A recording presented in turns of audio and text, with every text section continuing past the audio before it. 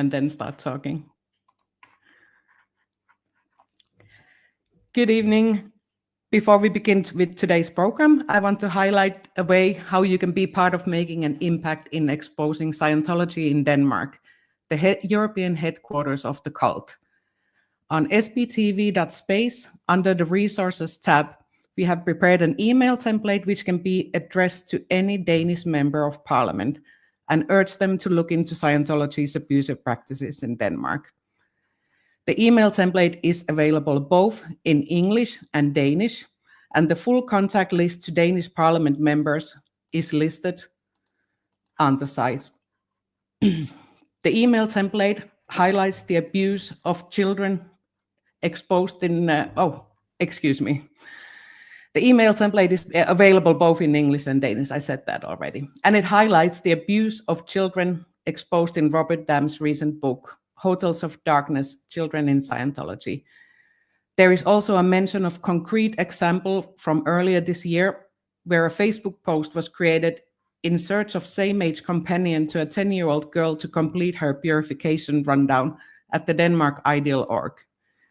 The email is also highlighting the continuous exploitation of the Sea organization members with detailed examples. You can find the full instructions on sbtv.space. Thank you.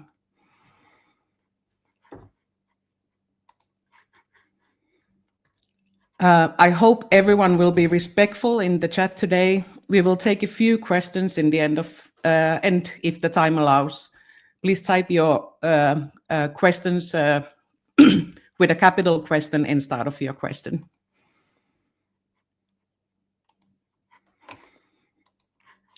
So today I have two very special guests on my channel. Jamie Mustard, an author, artist, graduate of the London School of Economics and a child survivor of the Church of Scientology. For the past year, he has been actively involved with advocating for child victims of Scientology.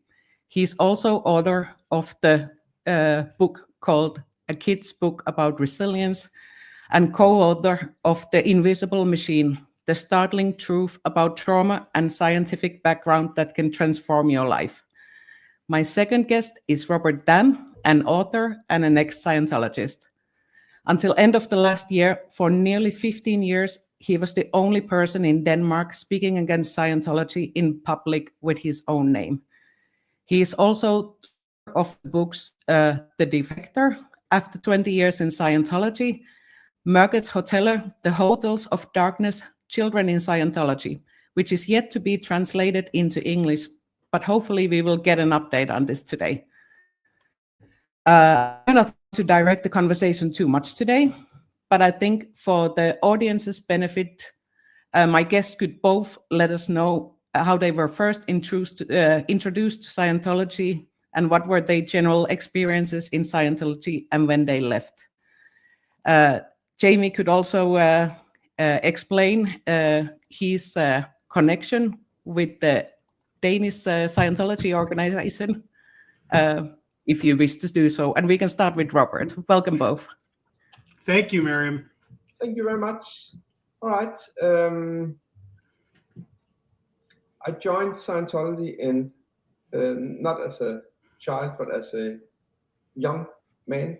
I was 20 years old, and it was back in 84. And I was recruited off the street in Copenhagen. I did the stress test, what they called at that time. They called it the OCA test. It's a personality test, free personality test. And I did the communication course and some introductory therapy auditing, Dianetics auditing, and that socks off. And it was like life-changing for me. And I stayed in Scientology for 20 years. And yeah, well, basically advancing up through the levels, being the first 2.5 years being a staff member of DEFECTOR, Church of Scientology Denmark. And after that 2.5 year contract expired, I became a public, paying a paying customer. It's funny, we have a religion that has paying customers as such. But they need to get money from somewhere, and you pay for your courses and you pay for your therapy and for advancing up through the levels. It becomes like more and more expensive, and that whole journey I was on for 20 years. And I ended up at the highest level you can go to in Copenhagen and Europe, actually, which is called OT5. That's a top level you can get to in Europe. So that's where I went, and I had quite a fast progression. So I became through these 20 years of membership, I became a kind of ambassador, not internationally, but here in Denmark.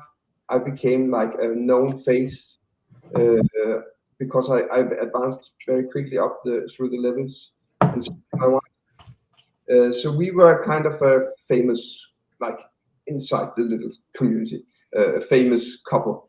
After 20 years, I quit, and that was not easy, and that was not silent. And as you said, Mirjam, I wrote a book about it. It's called The DEFECTOR, My 20 Years in Scientology. Basically outlines my whole experience with it, and also my personal story of how I came into Scientology, and also my defection, of course, how I got out of it, and all the stuff that happened. So that was not that short, but an introduction at least. How about you, Jamie? Well, mine wasn't so, well, yours sounds mild compared to mine in a way.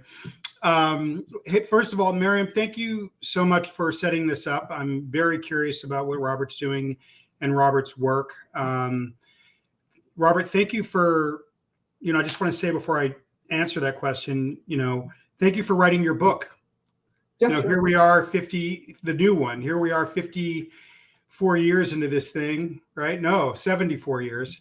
And I think it's the first book that's been written on what happened to the children of this thing. And that should have been the first book, because I can't think of one subject more important in relation to this Frankenstein. And because if you can't protect your children, what are we talking about, right? So my story was, I was introduced because I was taken at birth from Westwood Medical Center to a slum nursery in downtown Los Angeles, where that would begin my journey within the inner core, which they call, the Sea Organization. It's militaristic, and I would spend the next, aside from a brief break in Oregon for a couple of years in high school and middle school, and a year in LA, when we came back, I would spend the next 19 to 20 years of my life in that crucible of dormitories and what that machine was. And like most people, because we weren't sent to school, I don't know what it was like in Denmark, because no matter what, depending on what time you grew up in the inner core or what geography you were in, it was a different experience. But for me, I didn't go to school pretty much my entire childhood, and that was basically, that service impoverished me and led me down the path of where I was most likely only going to be able to work for them, because I had no other options, right? So so I could say that it was a crucible of very strange and neglectful and abusive circumstances. It might be better to kind of let it unfold, in our conversation. But but that's basically it. When I was 19 to 20, I escaped, and then it continued on from there in various ways. sorry about that. It continued on from there in various ways. Yeah. Okay, cool. And you were briefly, you were briefly in Copenhagen in the end of your Scientology. Just to give you the timeline, I spent the first 13 years of my life, 12 to 13 years of my life in their dormitories. You know, there would be occasional points where we would live off for a few months with my stepfather. And then we moved to Oregon for 2.5 years. My mother had a medical condition, which was that time in Oregon saved my life because it was just, I didn't have that kind of thing on my back. And then came back for a year, was totally, I was semi-literate. I could probably read at a college level at 10 years old, but I had no expressive, at the age of 20, I had no expressive literacy. I couldn't use a comma. I couldn't do basic kindergarten math or kindergarten writing. But I could read because you have to read the doctrine. So when I was 16, 17, I got drawn back into working for them. Otherwise it was being a waiter or a work of hard labor.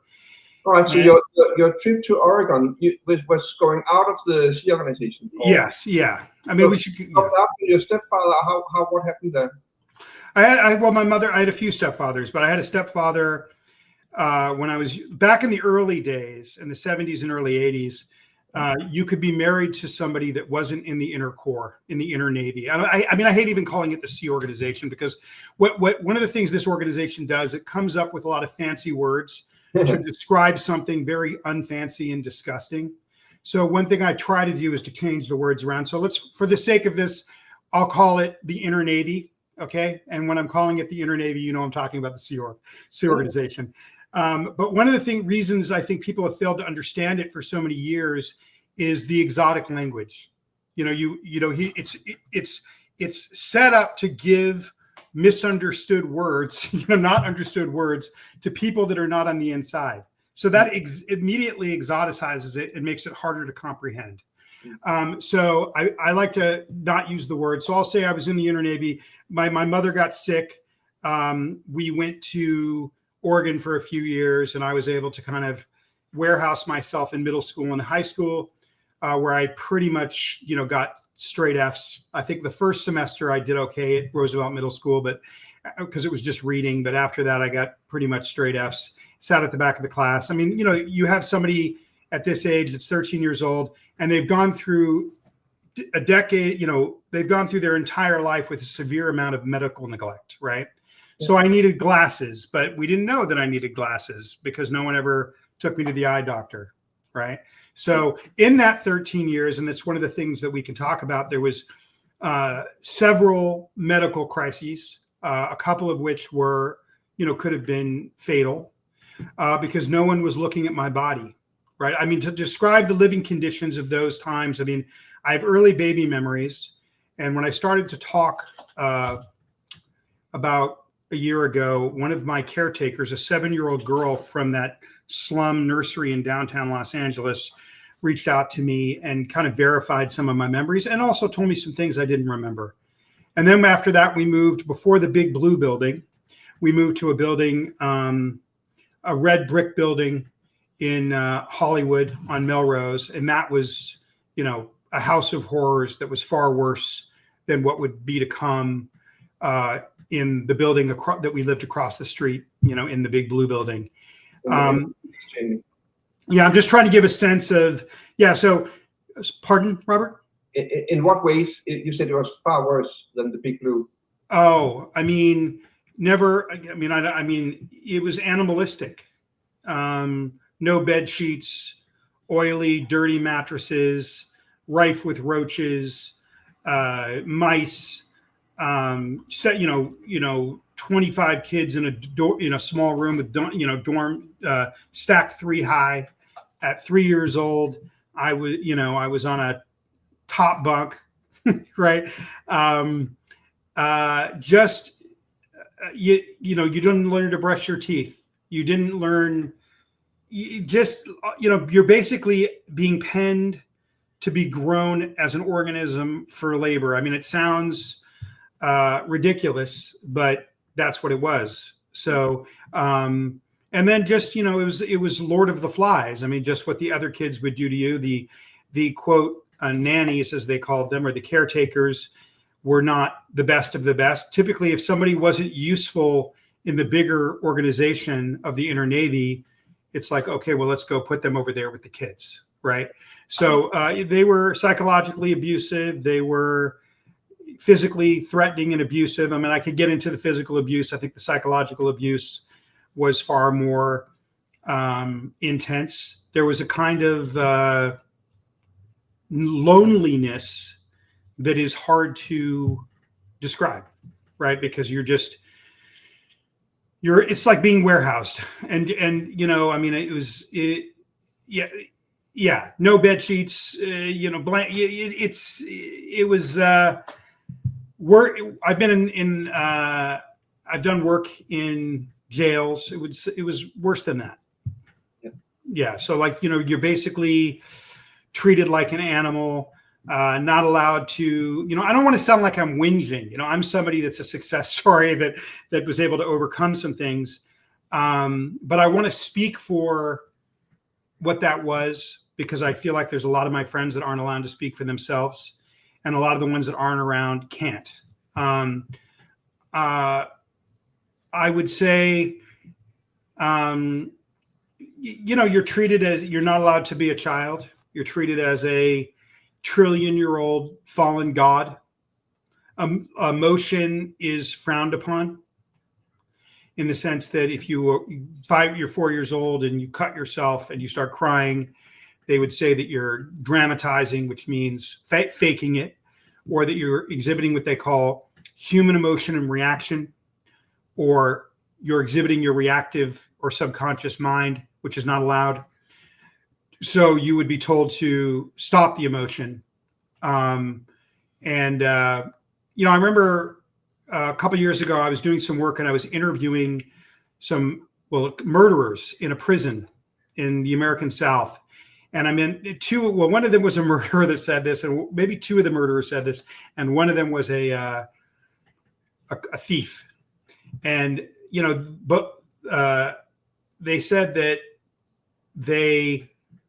one Hispanic, one white, one black, they said that they didn't get their emotional needs met as children. And these guys all came from poverty that were in this jail.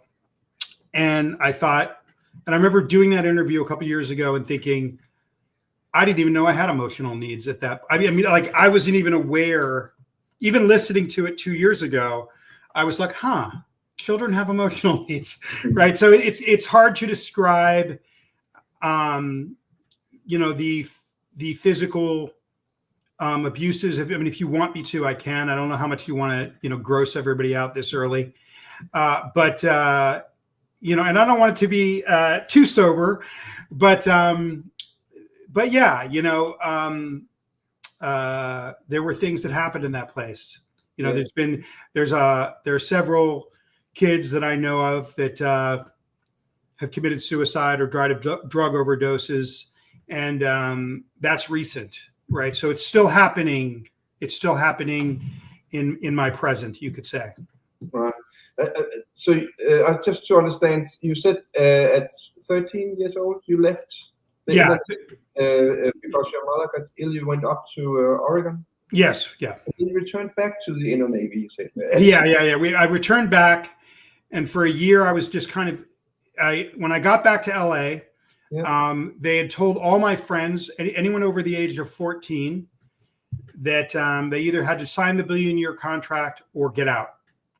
So all of my friends who were maybe, you know, 14, 15, 16 years old were living on the street within a half mile of the mothership, the big blue building. Mm. Okay. So I lived with my parents for a couple of months, and then at 16 years old, I moved out and was on my own. And I did that for about a year. I was impoverished for I had no education. And one of my best friends convinced me that, you know, the best thing for us to do would be to go work for them and go back into the Inner Navy, where we could do something of importance and not be movers or do be waiters. And that was kind of all I can say is when you don't get educated and you only are in that environment, I would say that you're going to be impoverished most likely for the rest of your life by your lack of education. Right. Yeah. So I went back in at 17. I was in Florida. I was on the maiden voyage of the Free Winds as a teenager, as a busboy. Then I came back. I was in Canada. They made me an advanced man for the ship org. Robert, you and I have mutual friends, probably in the Astrup Guards. And I was close at one point to Morten Astrup Guard and Liz Astrup Guard. I also don't know if you know Asbjørn Christensen. Yeah. He was a very good friend of mine before he passed. But I was sent to Copenhagen from Canada. Spent, I don't know, 3 to 6 months in Copenhagen working at the ship office there in the advanced organization. And then I was off to England for a year or so. So I was at the compound in East Grinstead, St. Hill Manor. And then as a teenager, and then I went back to Florida where I spent, I don't know, maybe a year. And then it got to a point where I felt like my body was telling me that I was being enslaved. And I felt that I was starting to be asked to do things that did not make me feel like any sort of a moral person. So I escaped. Oh. And how old when you escaped? Maybe 19 and a half. Oh, okay. Yeah. Maybe, yeah. Okay. Yeah. So you left and then you were on your own. No. And that's why, this story, that's really important part of this story is I'd had a relative when I was coming back from Oregon who had offered me, who had said, hey, before you go back to LA, come see me in New York. And I'll send you a ticket. I flew out to New York. I went to see this relative for a week. And basically what she said to me was, hey, listen, if you're willing to deal with your illiteracy, you can come live here. The cost of living here, you'll have access to a car, you'll have health insurance, you'll have medical care, you'll have eyeglasses, you'll have an allowance. But the cost of that is you need to be in school. And you can live here for 1 year or you can live here for 10 years. As long as you're studying something, you can live here. Wow. And I was so illiterate. It was so overwhelming to me, the ability to not being able to write, barely write, and I could do chicken scratches and not being able to do even the most basic math, that I was numb. I was not connected to my body, so I couldn't deal with it. And I said no. I just wanted to see my friends. All I wanted to do was see my friends. And that's the part of this, that's the beautiful part is, we bonded, it's like surviving a war. The kids that survive that with you, that you grew up with, there's a bond there. But, at least the ones that got out, there's a lot of them that are still in. Yeah, that's what I'm thinking. You say you wanted to see your friends, but that must be the friends who also got out, I suppose. Yeah, I was shocked when I got to LA to see my friends living on the street. That was shocking to see 14, 15-year-old girls living working day jobs, all crammed into apartments near the mothership in urban Los Angeles was a weird thing. That was shocking even for me. And I'd seen a lot growing up in that thing. In terms of the child labor I did and so forth. So I moved out at 16. I lived with my parents for a little bit who went back into the Inner Navy, but they were living in an apartment off the mothership. And then that lasted a few months. And then at 16, I strung out on my own. And then it was just looking pretty grim. So I went, my friend convinced me that it was the only thing for us to do was to sign the billion-year contract and work for them. And then we could have some sort of meaning. And at 19 and a half, when I escaped, I called, it was an escape. It was and I called that relative from a hotel room after, trying to cover my tracks for about 3 or 4 hours in downtown Tampa. And called that relative, didn't know for sure I had anywhere to go. And called her up and I said, hey, does the offer that you gave me 3 years ago still stand? And she said, yes. And I said, send me a ticket. Wonderful. Yeah. And so I went and began doing remedial English and remedial mathematics at a community college outside of New York City, about an hour outside of New York City. Yeah. Yeah. And that was the beginning of my journey. I just was very fortunate that for the next 2 or 3 years, I was able to just focus on remediation. And I was able to do far more than I probably even set out to do at that point. Yeah. All right, fantastic. Yeah. So with your relative in New York, there was a kind of a salvator for you, right? Yeah, I mean, it's a really important point because it's a lot of us don't have any place to land, Robert, right? So most of us don't have any place to land. If I don't have that offer, or if that offer had been rescinded, it would be a different story. Yep. I would be broken, trying to barely survive mentally, or dead, which is probably more likely. So a lot of us don't have that place to land. So even my story isn't necessarily the common story because, again, not all of us always have a place to land. Right. But it's funny, many of the sources, the children I spoke to, who are not children anymore, but who were children back in the 70s, 80s, and 90s, many of the ones I've spoken to, they had a similar hook in the surrounding society, like your relative in New York. Mm-hmm. So one way or another, it could be a grandfather, it could be an uncle, or something that could help them out. Because many of those who didn't have that, they went back in. Because where to go?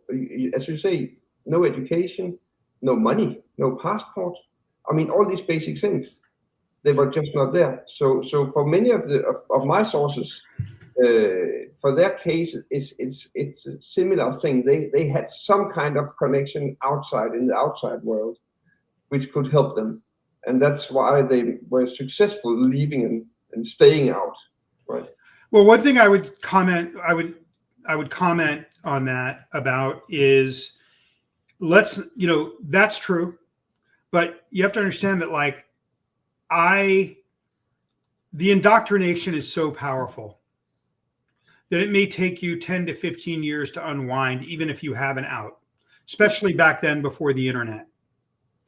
And these guys were hunting me for years. Okay. They were hunting me as I moved around the world. Okay.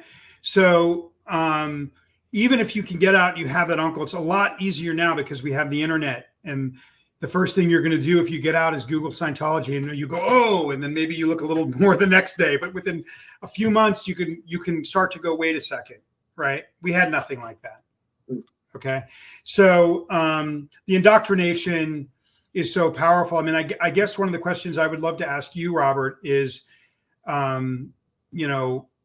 the real travesty towards children started with the advent of the Inner Navy in 1967. It's full kind of going into full deployment in 1968 when he took to the high seas.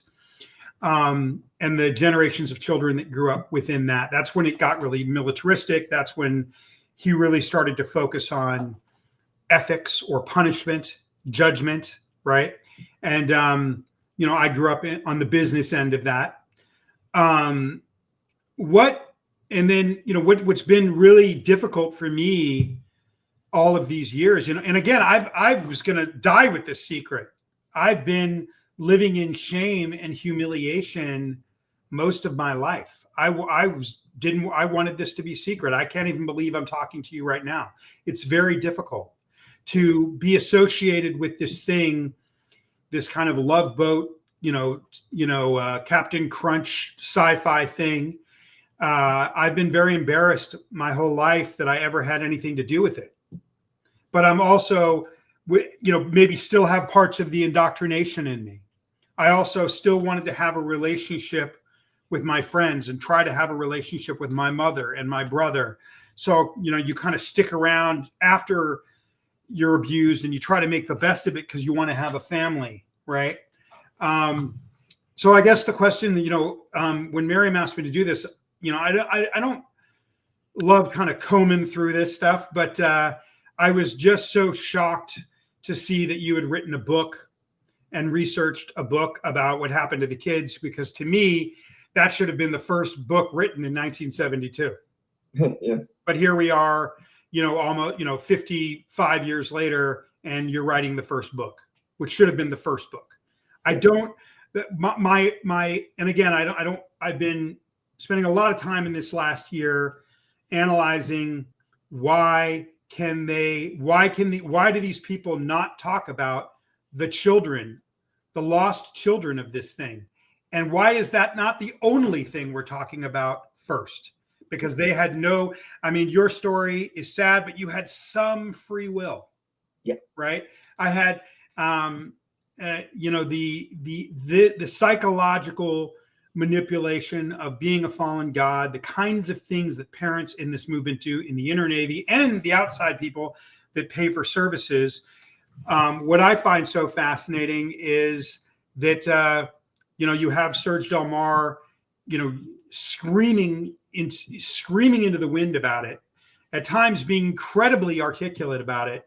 And, no one has cared. And so about the kids. So I'm curious, you're the first person I've seen in 50 years to actually come to in a, I'm not going to use the word, in a way determined completely within you, without external pressure, to say, I'm going to research what happened to these kids and tell their story. And you weren't one of us. So how on earth did you come to do that? Well, that's a good question. And as you just said, I was not one of you, as you put it. And maybe that is why I wrote this book, or maybe that's why nobody else wrote it. But as you said, you feel embarrassed. And maybe a short while ago, you wouldn't have imagined you sitting talking to me. Humiliated, Robert, humiliated. Yeah. Yeah. And you know what? That is a general thing.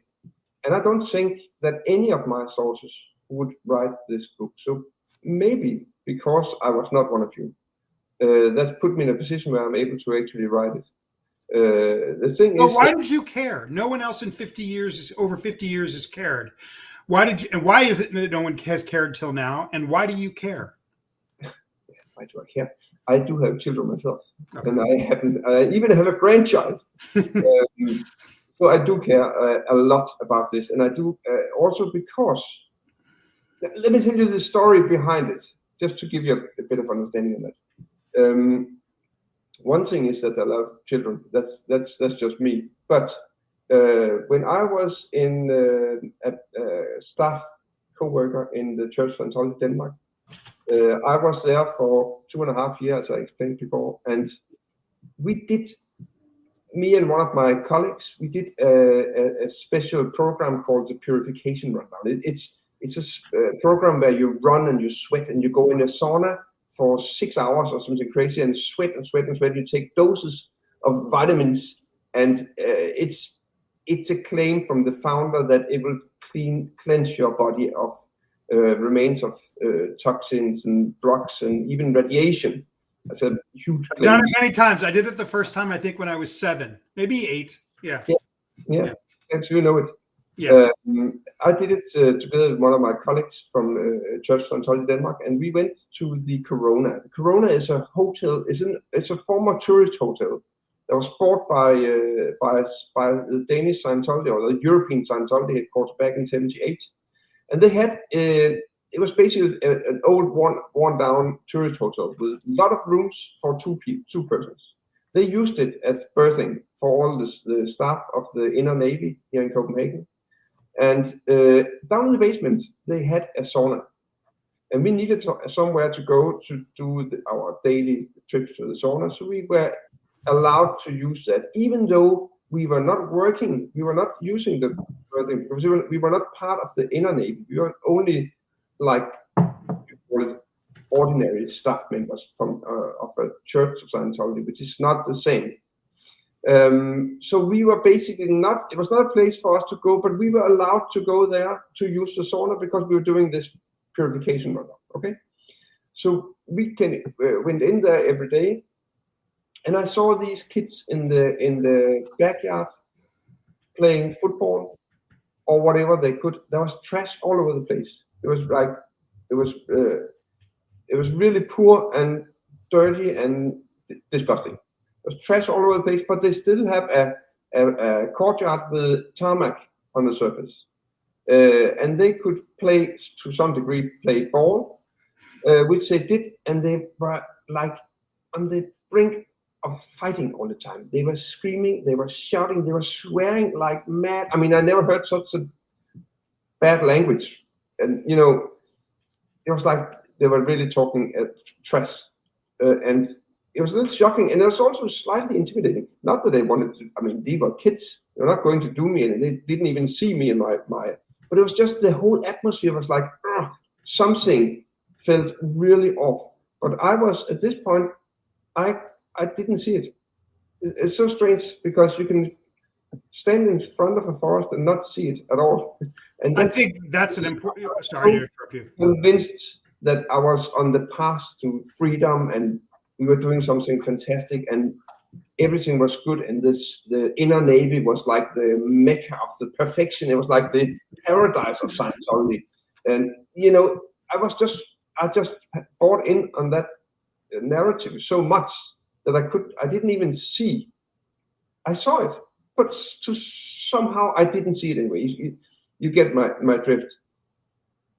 I do, and I think, you know, one of the big questions that we need to ask, and one of the questions that I would ask you, I mean, it's a question I've spent a lot of time analyzing, especially over the last year, and I think I've started to come to some conclusions about it. Mm-hmm.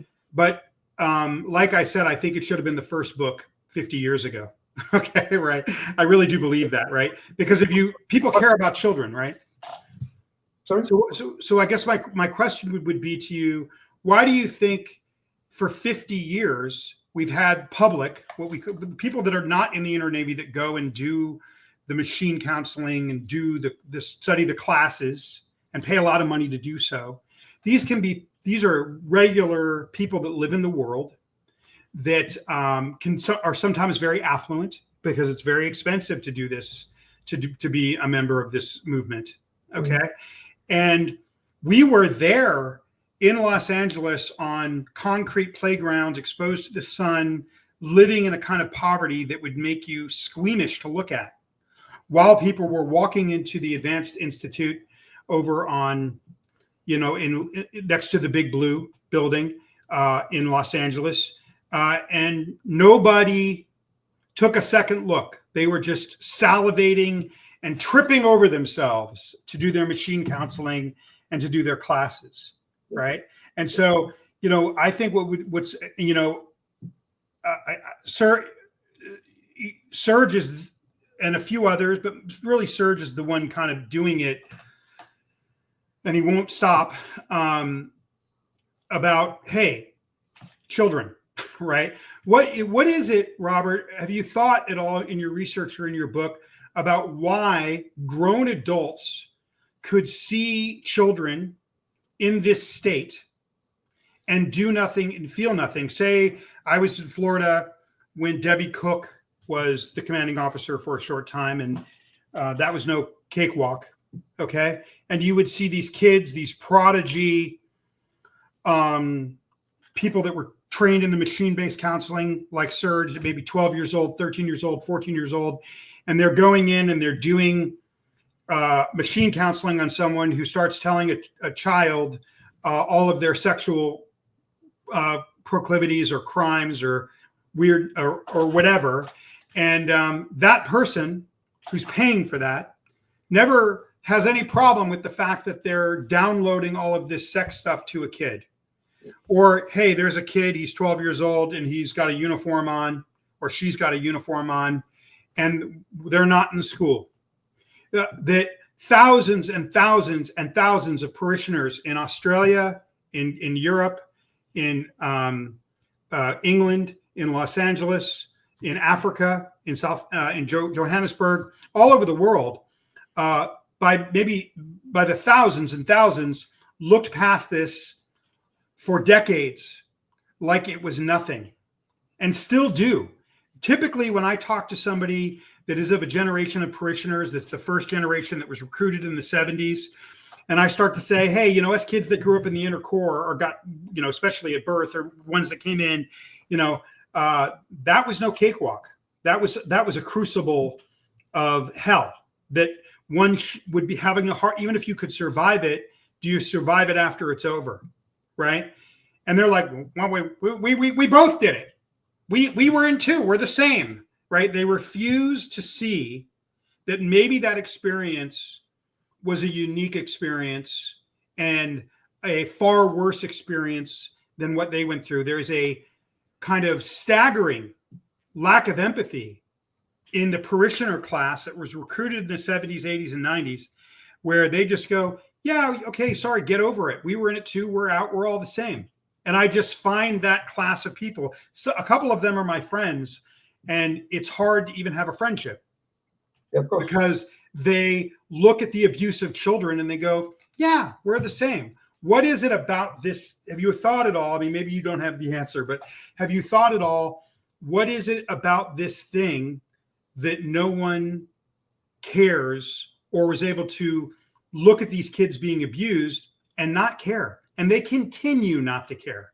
Yeah. Well, that is the thing. That is also the reason why I didn't see it, even though I did see it. That's also the reason why I've fed my babies with barley, which is what you call it, syrup and barley, and it's boiled like for many hours, and the substances, and then there's milk in it and syrup, and then the substance is the founder's own recipe for replacing breastfeeding. And my wife didn't have enough to solely breastfeed we have two children. They're not children anymore, but so we used this barley, this recipe from Elvin Hubbard, to feed our babies when they were small. Why did we do that? You know, why? That's the same thing. In Denmark, we have a service from the municipality. They send out somebody when you have a baby. They send out somebody. It's typically a nurse, and she would come to your home like every 2 months and just have a look and talk to you. How is it going with your baby and so on? It's a very nice service we have in Denmark.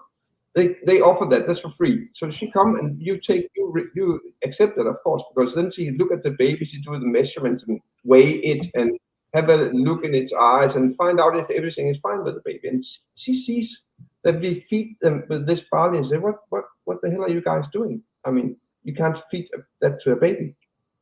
We have other products, you know, that substitute the breastfeeding, which are approved from the authorities, which are tested, like intensively tested and checked out, and that is the best nutrition for babies, and we know it is. You know, you can use that, and we said, man, because let me ask you a question based on that. First of all, and that's the whole point.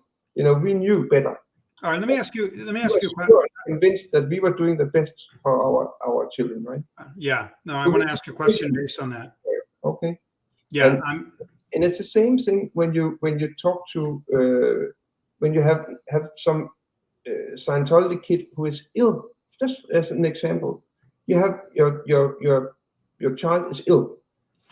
When that happens, you tend to look at it like your child has been up to something not good, since the child pulled in, like deserve to get ill. So it's a kind of victim blaming, you know. You think that everybody's in a position that they caused themselves. And so if you're in a crappy situation, it's your own fault. It's not the parents' fault. It's not the organization's fault. I think That's the whole like, what do you call it? The consideration, the notion that's behind it. You know? Yeah, I mean, listen, I could talk about a lot of abuses. You know, there was, you know, in the Red Brick Building, which was the worst of it before the Big Blue. There were, if you got into trouble, there were public, they called it public spankings. I mean, it was public beatings, where they forced the parents to beat the kid in front of us. Okay. But you know, there, you know, I could go on and on about that, but but one thing that I find interesting, well, first of all, Ron Hubbard is in the Guinness Book of World Records for writing more than any human being that ever lived. Okay. So, and so he had a quote technology for everything, right? So how to drive a car, yes. How to wash windows, yes. And of course he wrote his own baby formula, and that's what you're talking about. One of the things that I'm curious about is you gave that example of seeing those kids on the playground in Copenhagen, right? I think it was in Copenhagen, and it looked wrong to you. You said something's off, right? But then you just went back to doing your thing.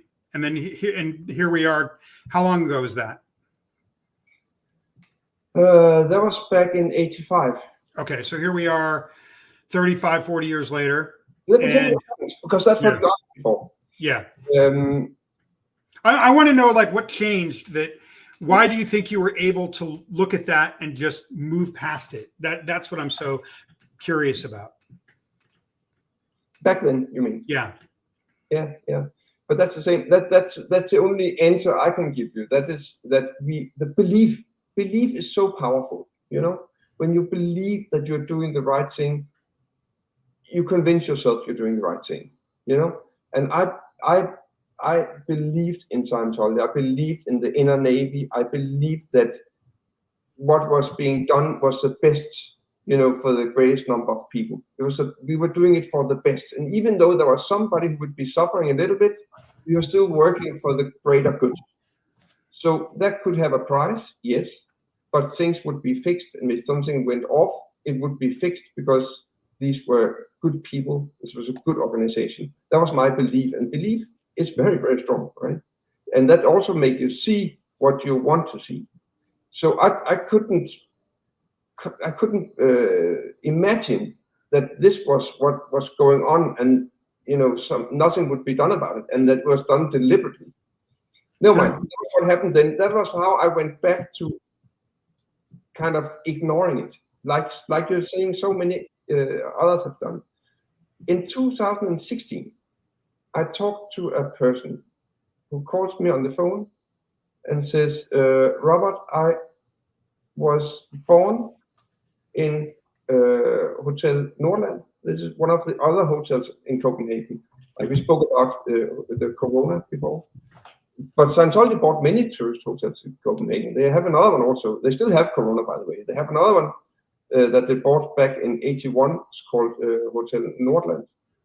And that person tells me that the person was born there and grew up in the inner navy here in Copenhagen. And it was a Danish person. And this was after this was a result of I did a television documentary about Scientology and about my own defection, and we went to US to see how the golden era, the gold base were, and we spoke to Mark Hedley, we spoke to Mike Rinder, and some of these other high-ranking defectors. And after that person calls me on the phone, and we meet a couple of times, and that whole story about what happened at Nordland and how they were sent out to public schools at some point, not being able to speak Danish. They were just standing there. They were poor. They had old, worn-out, old-fashioned clothes. They had old, worn-out shoes. Many of them were pale and underfed, and they couldn't even talk most of them couldn't even speak Danish, and they were sent out to public schools at some point because the Inner Navy didn't have money. They needed to cut down costs, and the first things they cut down was the schools for the children.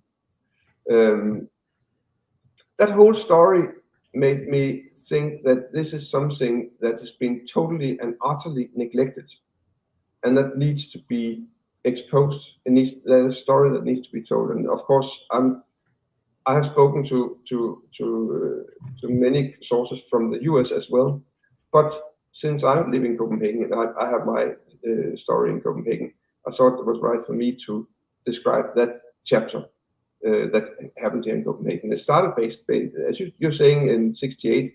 In Denmark, it started in '69. In April '69, an old North Sea trawler, the Avon River, renamed the Athena, docks in Copenhagen Harbor in April '69, and that's where the whole thing with Denmark starts, and that's how we got to be the European headquarters of Scientology. Then they start buying tourist hotels, as I explained before, and they start getting children, and that's basically my research that goes mainly on the Danish side, because why did they choose Denmark?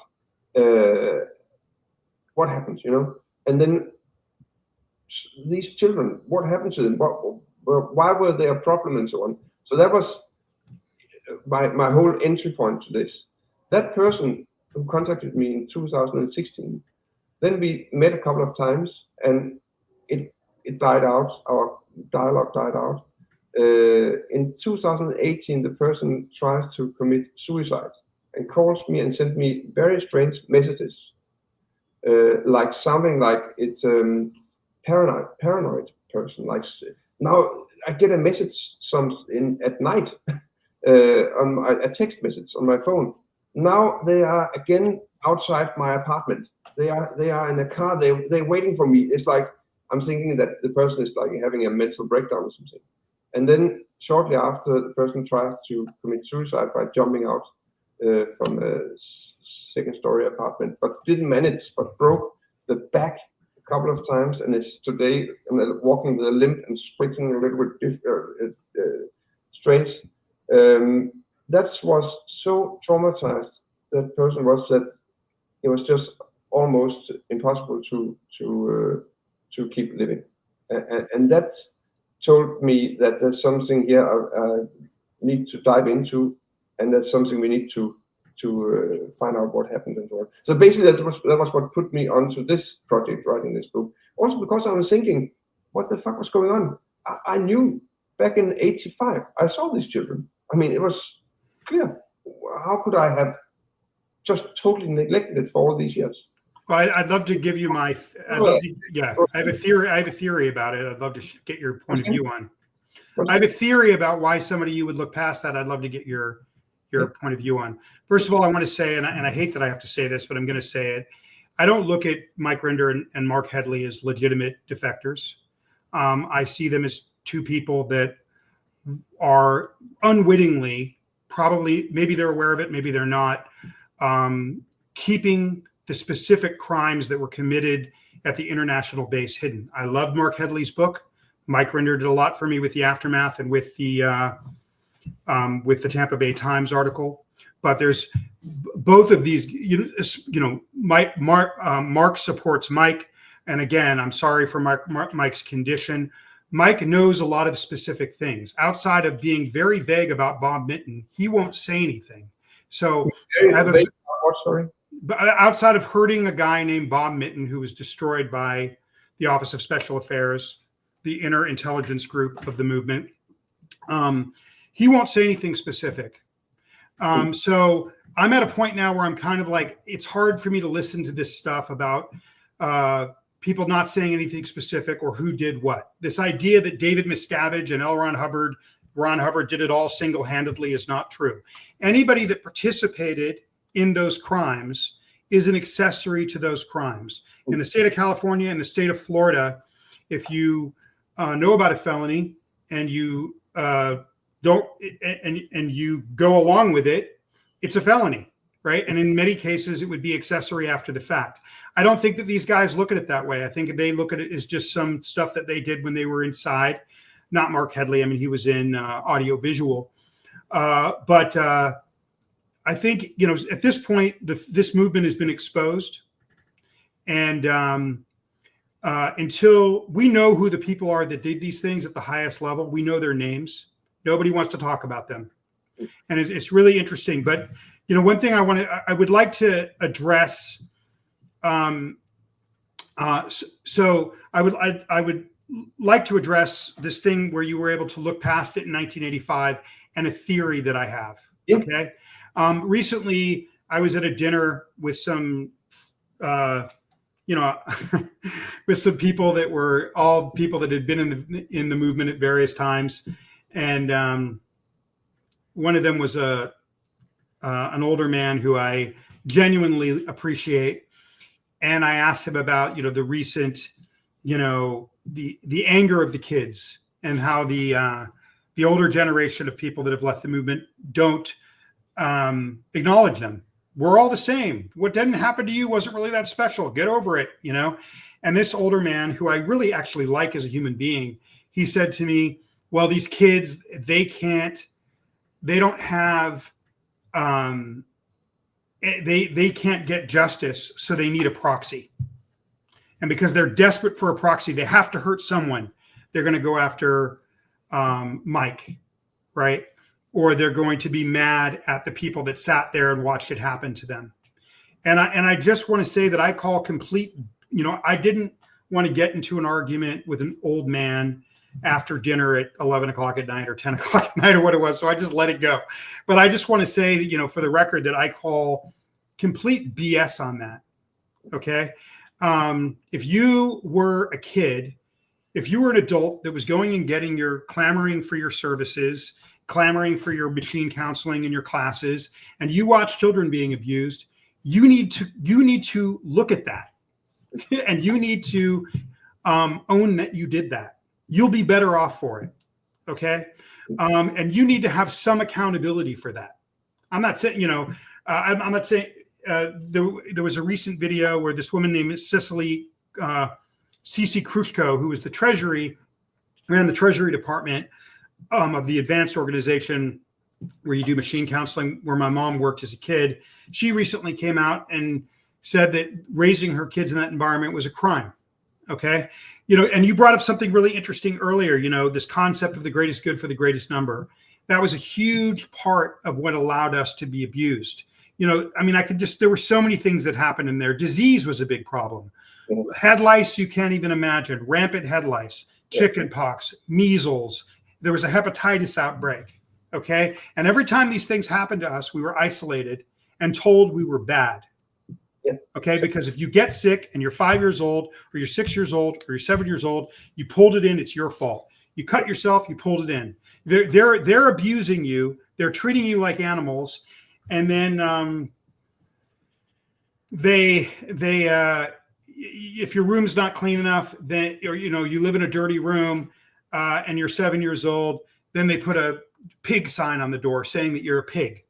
This was the kind of stuff, you know, this is a lot, and it's just nonstop. And then the medical neglect, you know, I would go to New York every 2 years. And then if I hadn't gone on those trips, I would have died because there would be a medical situation found because no one was ever looking at my body. Right. This other, you know, so this concept of pulling something in, right, and parents looking at their children that way. This goes for people that were in the inner Navy or out, right? Or say you've done the upper levels. And I believe that you, Robert, are covered in hundreds of thousands of alien beings. And when you say something I don't like, it's not you talking, Robert, it's your alien beings talking. So say I'm a rich kid growing up in Clearwater, Florida, in Denmark, in England, in LA, and I'm trying to have a relationship with my parents. I get upset, and they don't like what I'm saying because they don't want to deal with it because they want to go on course or go to class or get their counseling or do whatever they would go up the ladder, whatever they want to do. All they have to do is go, you know, I don't think it's my kid talking. I think it's one of these alien these drunk alien souls. So the doctrine, when you start to do the upper levels, it completely separates you from society, and it separates you from everyone around you, because if you have a disagreement with someone you don't like, you just have to go, well, that's their alien beings talking. So there's a lot of layers of this, but I want to get back. This is my question of getting back to this layer, the more fundamental layer of why the adults that have left, I don't see most of them as my friends, because they won't acknowledge what happened to the kids. So to me, I see them as the same as the coercive control group.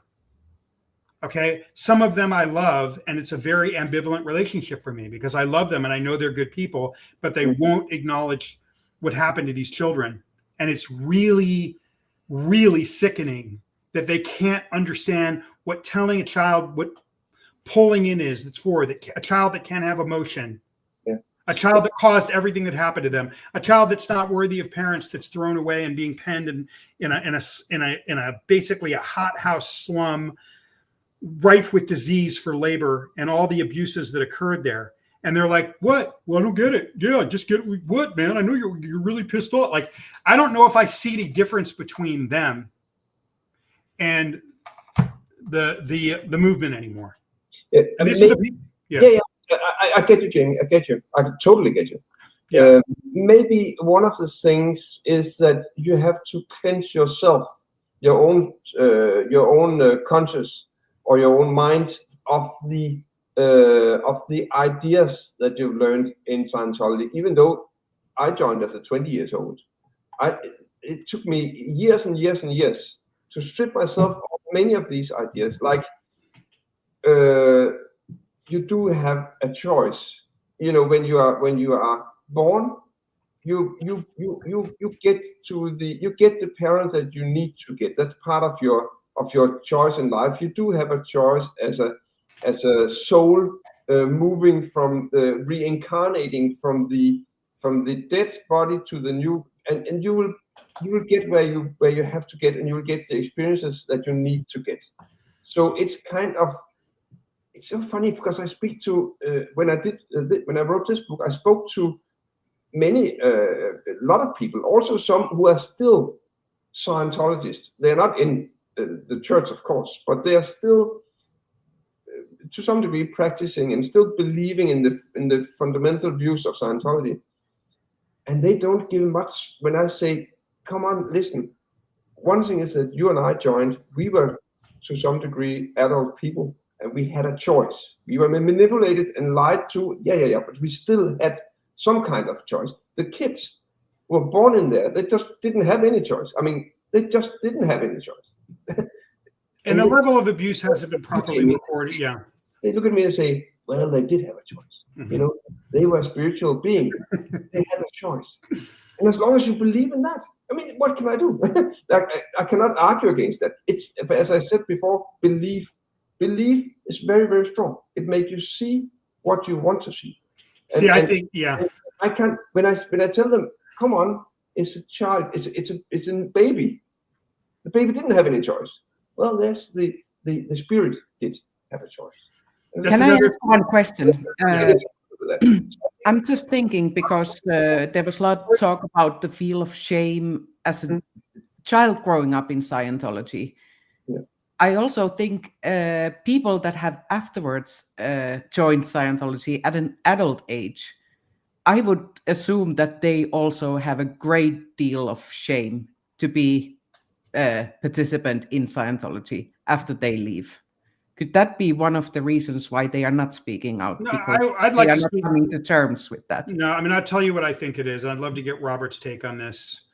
Well, one is, you made a really good point, Robert, about, you know, they leave, but they still have the ideas, right? So one of the things, whether you're in the inner Navy or whether you're a rich person on the outside paying for the courses or the machine counseling, one of the things that is true that your parents would do to you in either place and everything in between is this idea that because there's been billions of lives and trillions of years, you've been their parent before. They've been your parent before, right? So it's not that important.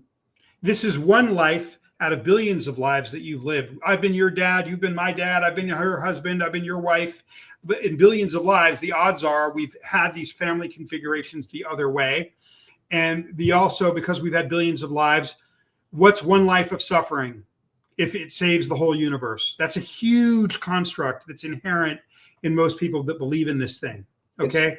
But what I've been looking at this over the last year is I think that there's conditioning and grooming built into the processes that explain why people like John Attack, who feigns empathy but doesn't really have it.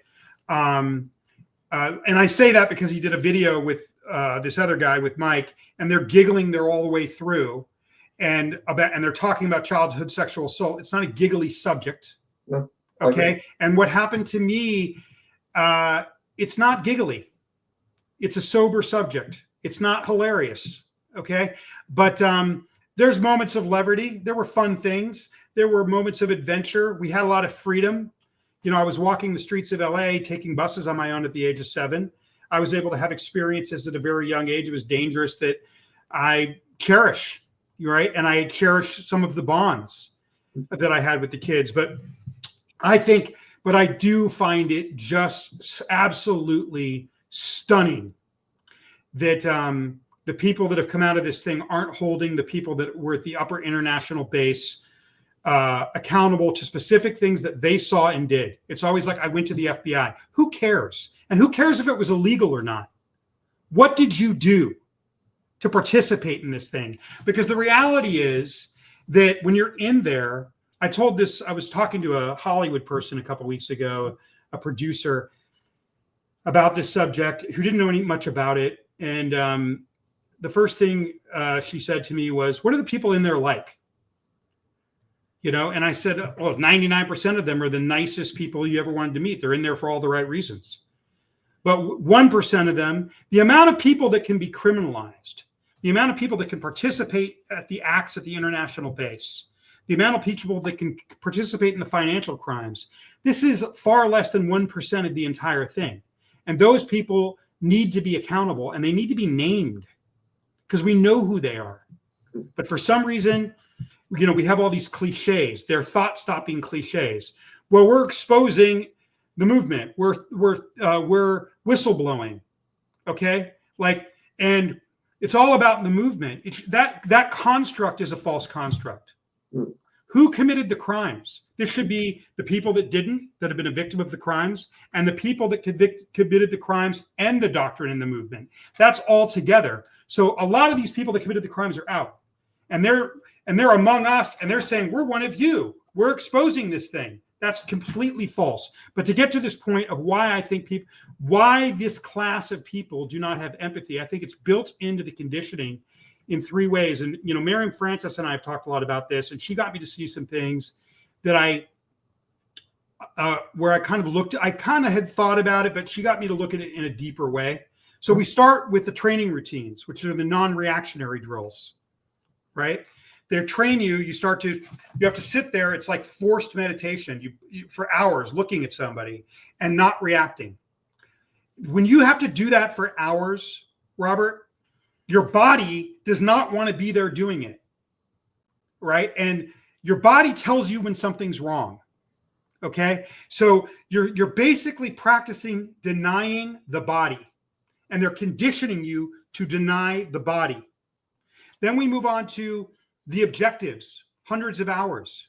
We've all done them, where you have to practice being controlled, okay?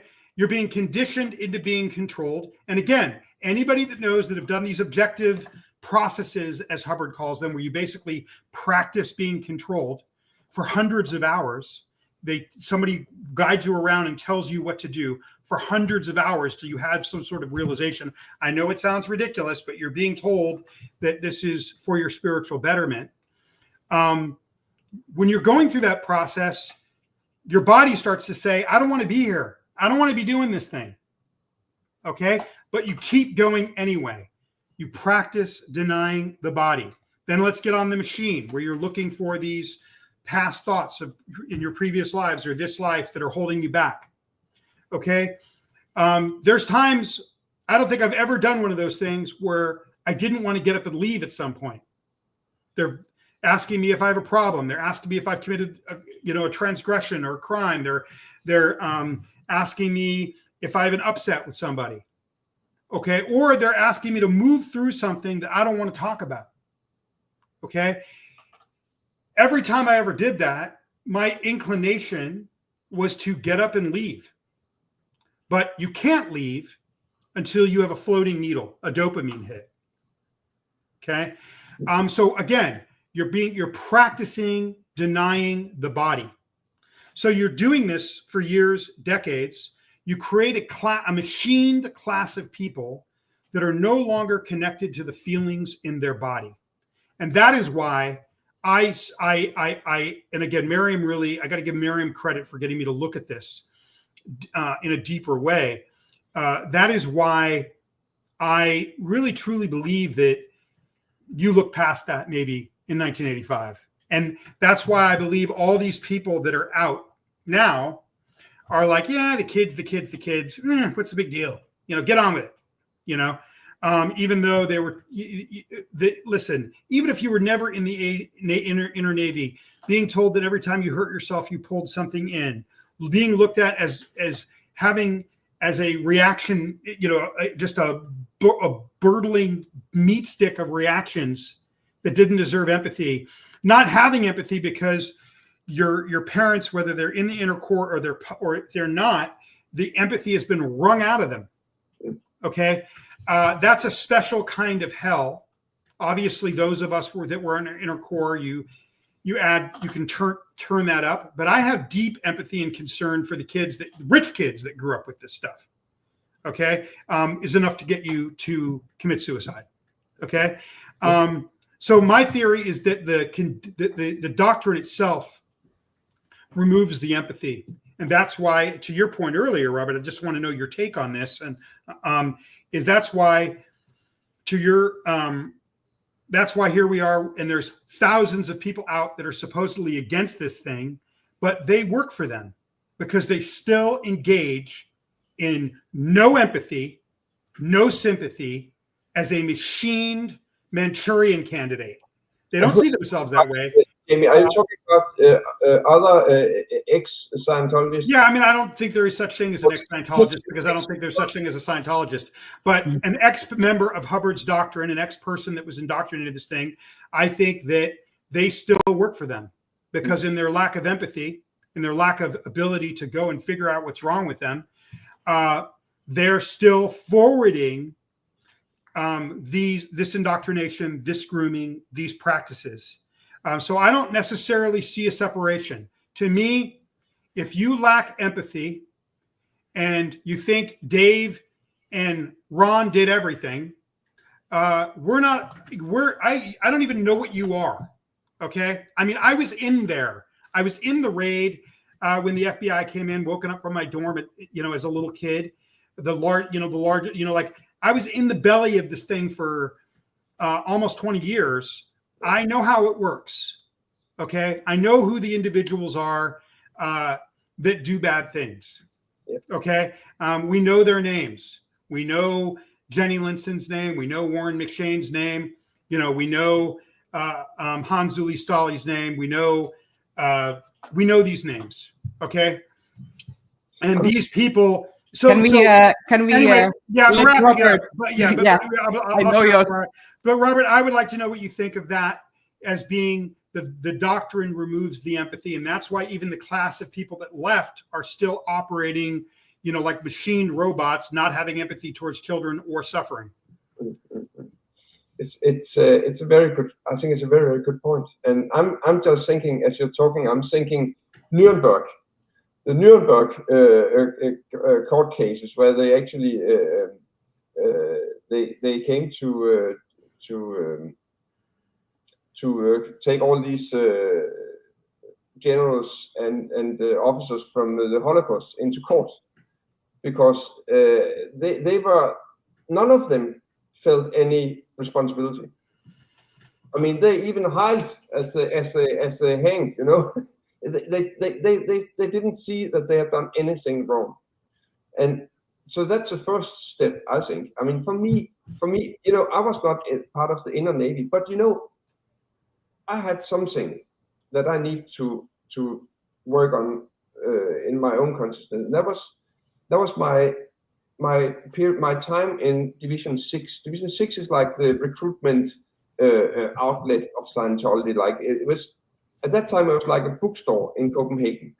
It was a bookstore, one of the bigger streets of Copenhagen, and we invited people in. We stood there on the street, inviting people in to do a free personality test, and we were trained. You know, I took some courses and weekend seminars on how to evaluate that test, because we wanted to recruit people off the street, and that training made me pretty sharp at looking at the graph, this A4 piece of paper that comes out of the test with 10 points and a line connecting them. I became pretty good, and our entire team became pretty good and efficient at looking at that graph and evaluating it to the person sitting next to us. And the whole goal, the whole target was to get the person to realize that their life was crap. To bring them to ruin, to bring them to recognize that something is ruining their life and they are not happy. You know, that was the whole. Even though if they were happy, it didn't matter. I mean, our whole training was to make people realize that their life was crap and they needed us. They needed us to give them therapy or to give them courses so they could become happy again. A lot of times we managed to get them to recognize that their life was shit, and some of them were starting. I mean, adult people would be starting crying in front of me and seeing that everything was bad and the life was really sucked, and they would buy a book about from Hubbard, like the Dynetics book or self-analysis, one of his titles, or they would buy therapy, or they would buy a course. But a lot of them would not buy anything.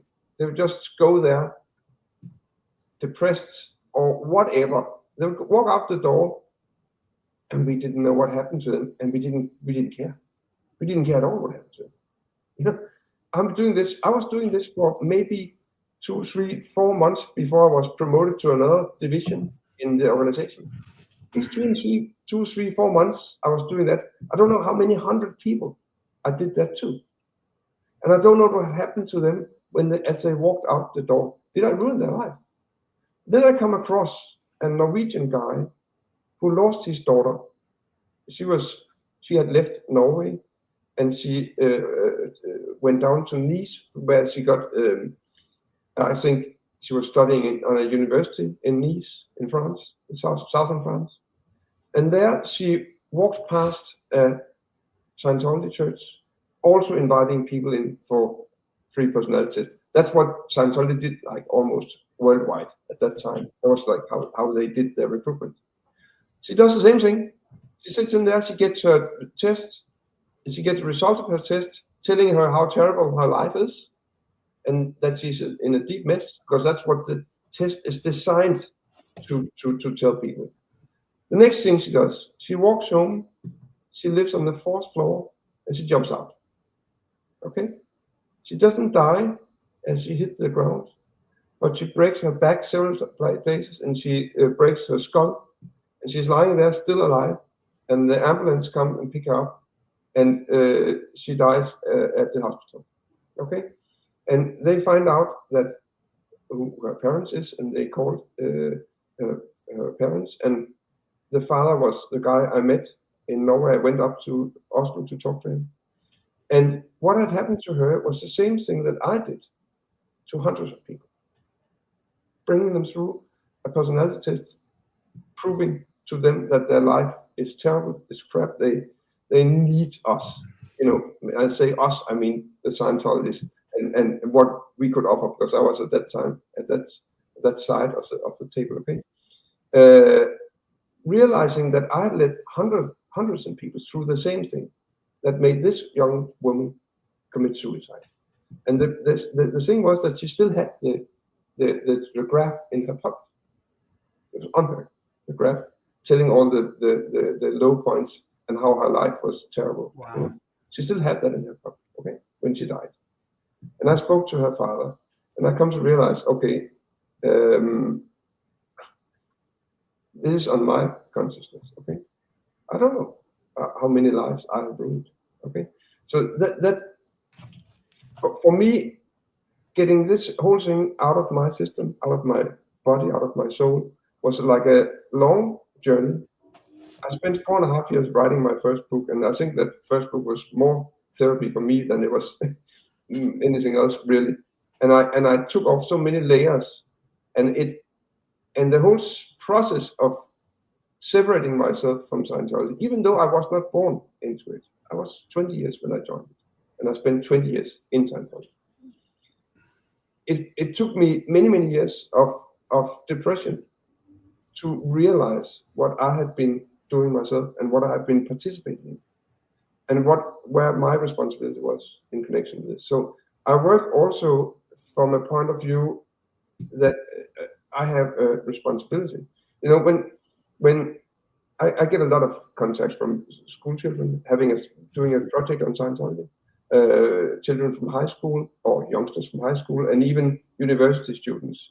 They contact me because they search Scientology, and then they find Robert Diamond, because I'm the one you find.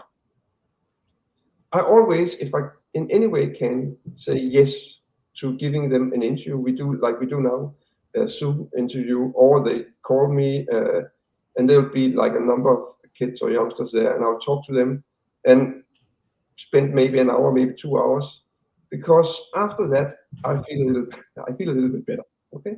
Because that's part of being responsible for it, also for what I've done. You know, that's I'm on the other side now. I need to do that as a way of counter all the crap I did in Scientology. Even though I was not a high-ranking executive, it doesn't matter. You know, I was at the position I was, and I became like an ambassador, and other people looked up to me. So in that sense, I have influenced a hell of a lot of people. Okay, and I think that realization, maybe for some of the people you're talking about, they have maybe not arrived there yet at that realization. It's a matter of being responsible for basically for what you have done, not blaming it on Elvin Hubbard or Miscavige or whoever has done a lot of stuff, but what have I done? You know, and that it can be quite tough. I must admit, it can be quite tough to have that realization. But I think it's needed, because otherwise you will never really get out of it. Yeah, I mean, I did it too. I got dozens and dozens, if not 100, you know, I did it too. And, you know, as a somebody, as a sheeple inside of it, you know, and I am accountable for that. Even though it was all I ever knew, I'm still accountable for it. Yeah. And what I don't like about the current, I really appreciate what you just said. It's very powerful for me, and it's very healing for me. One thing that I'm learning from you, one thing that I didn't know that I just learned, is that during the Nuremberg trials, that none of these Nazis felt like they were accountable or did nothing. I didn't know that was their general consensus was that they weren't responsible. They were just following orders. I didn't know that that's how they thought. I didn't understand that. They follow orders, and they think they did the right thing. Wow. So I didn't know that. I mean, that's very similar to people that have left the international base. They want to blame everything on Dave and Ron. And they're you know, that, well, if I saw something or did something, that was just something mob stuff I did while I was in. That's not, you know, Serge has said this, and I've said this. That's not how criminal justice works. If you committed crimes, if you saw Dave commit crimes and helped him commit crimes, and you did that over 10 years, you're a criminal.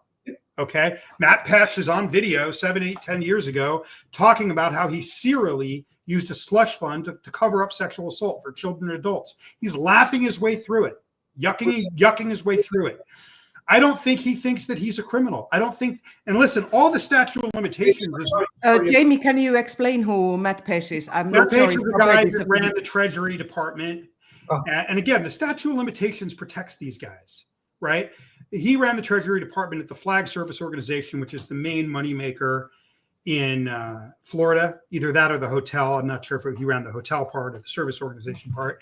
And he was ordered, had said it on a video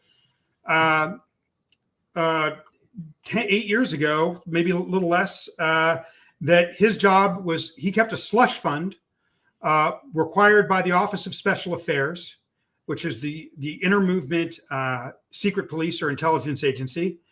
And his job was to remove people. He was forced to keep money, and there was a drill or a protocol that if there was a sexual assault on a child or an adult, that you would use this slush fund to move people out of jurisdictions. So they would traffic the child to Australia, traffic the perpetrator to England.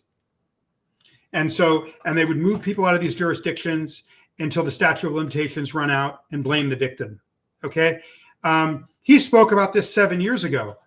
The guy that was the Office of Special Affairs for almost 25 years, 23 years, he comes out.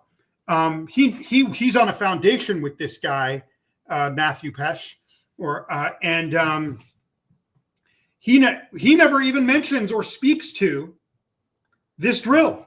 He has knowledge of this drill. This is the problem. I am sorry that anyone's sick. I'm really appreciative for whistleblowing. The statute of limitations protects all these people. To do what you just did, Robert, and admit that you did that, I did it. Just to hear you say it gives me relief. The other false construct here that I hear over and over and over again, and I really appreciate this conversation because I've been thinking it forever, but I haven't been able to say it, is this idea we went to the FBI, we went to law enforcement. You know, what's a crime? Who cares? It's not about what's a crime necessarily.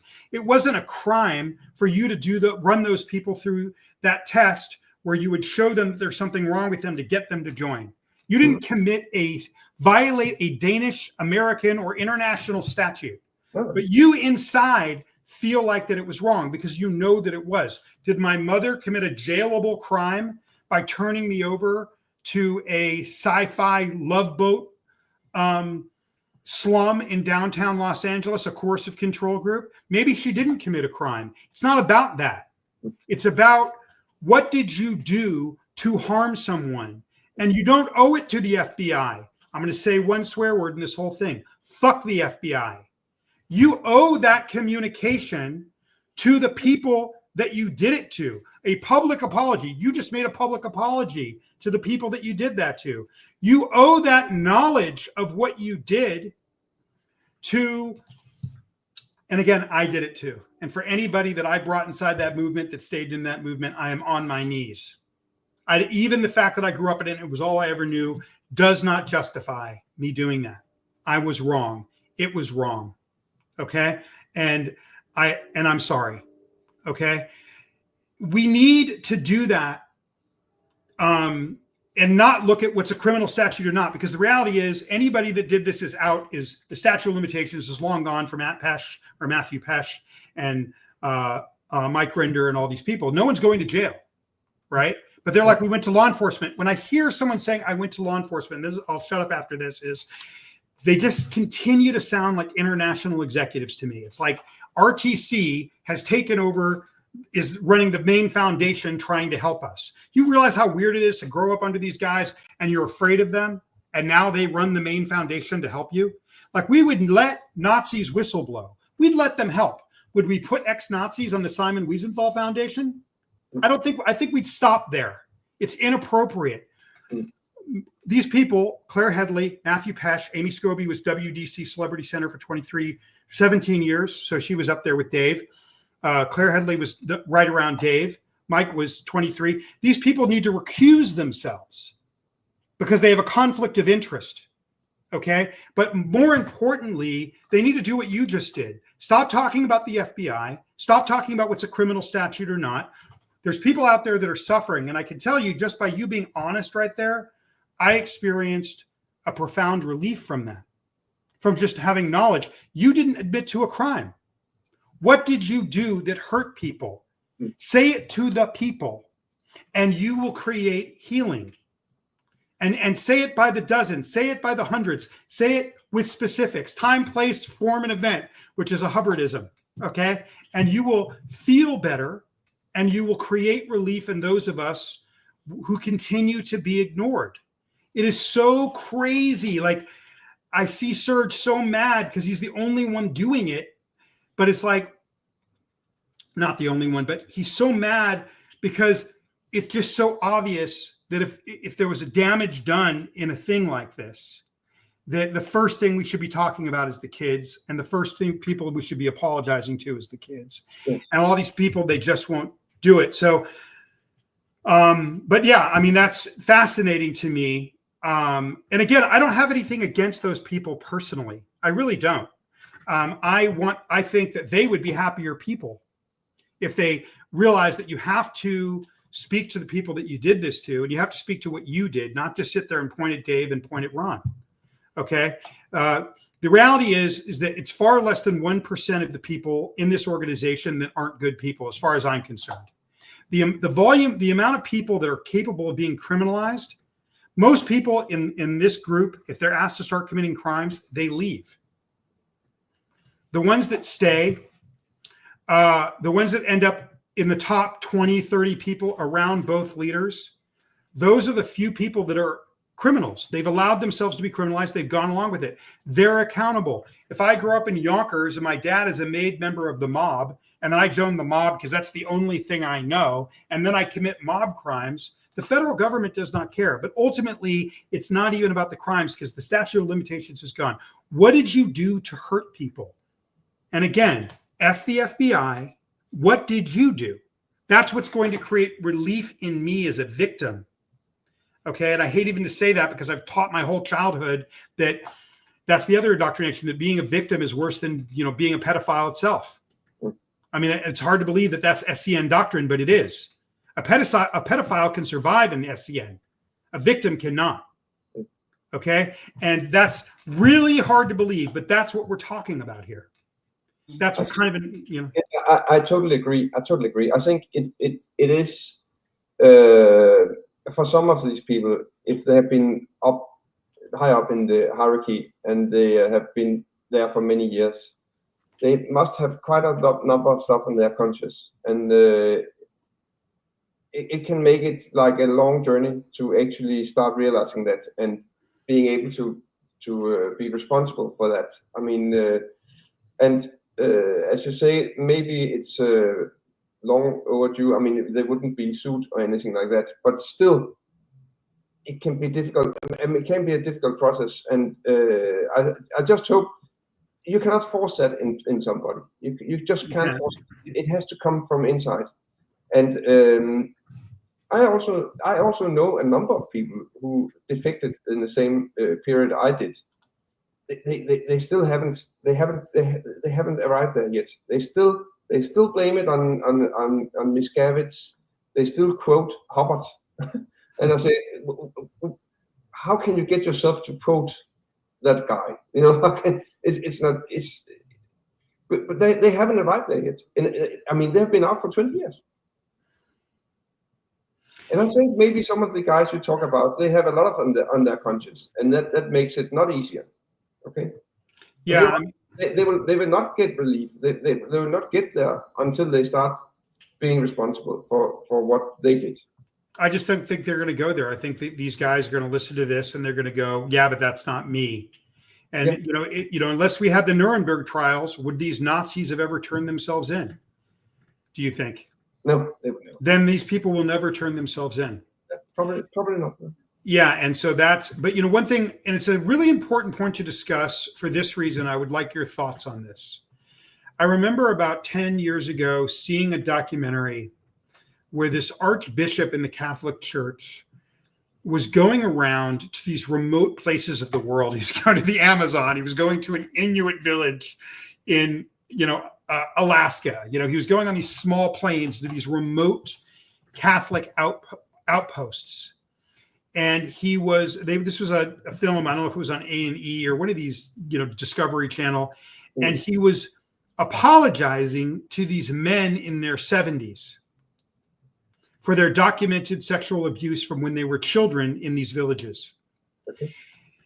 And he wasn't required to do that. He wasn't, the Pope didn't make him do that. He decided that this was something that he had to do, this on his own, this Archbishop. And I don't know who paid for the flights or the planes, but it was a fascinating thing to watch, because you would see these men 70 years old that had been sexually abused as children, and the priest would start to apologize in his gowns in this remote barrack in this frozen tundra, and they would be in a puddle on the floor crying.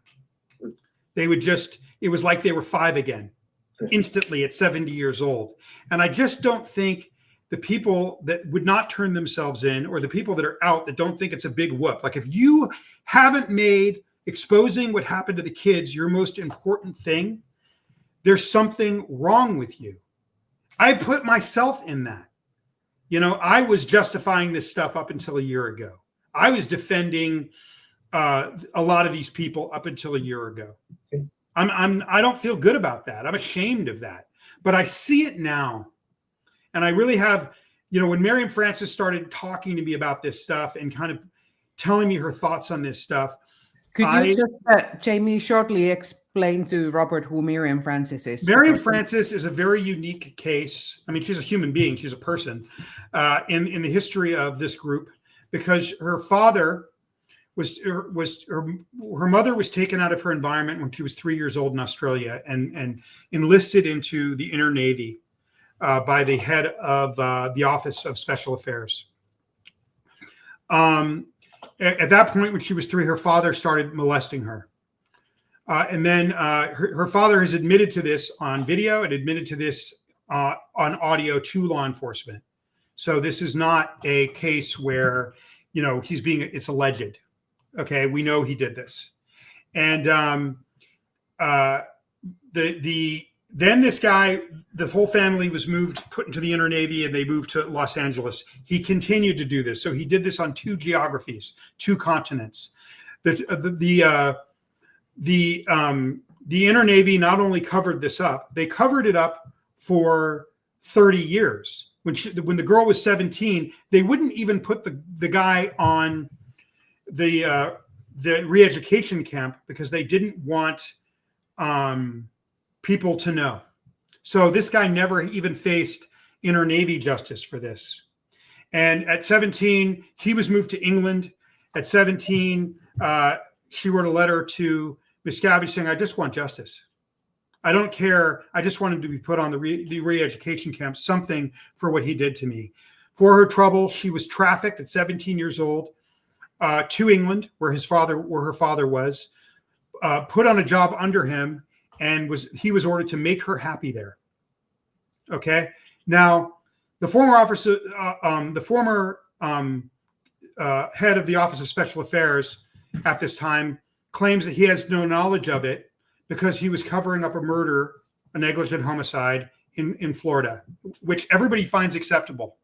I was too busy covering up a murder, so so I couldn't deal with. I didn't know about that. The idea that this person didn't know about that, or that wasn't a widely known fact in the Office of Special Affairs. This was a very known thing. And the reason I know that it was a very known thing is that my sister-in-law was the head of human resources at the publications organization. Okay. And at one point they tried to put Mirjam's father inside the publications organization. I could have this wrong, and Mirjam, if I have it wrong, I will publicly apologize, but I'm pretty sure this is what I know. My sister-in-law was the head of HR, and they tried to put this guy into the publications organization. At that time, it was run by an old friend of yours, okay? Liz Astrugard, okay? I know it. I heard of her. I know Okay. Well, a Danish person who actually I have deep affection and love for, okay? But my sister-in-law refused. She said, there's no way someone with this history is coming into my organization. She was threatened. She was threatened with serious harm if she would not accept this person. And she said, no, I'm not having a pedophile in the publications wing of this thing. And she was put in trouble for it.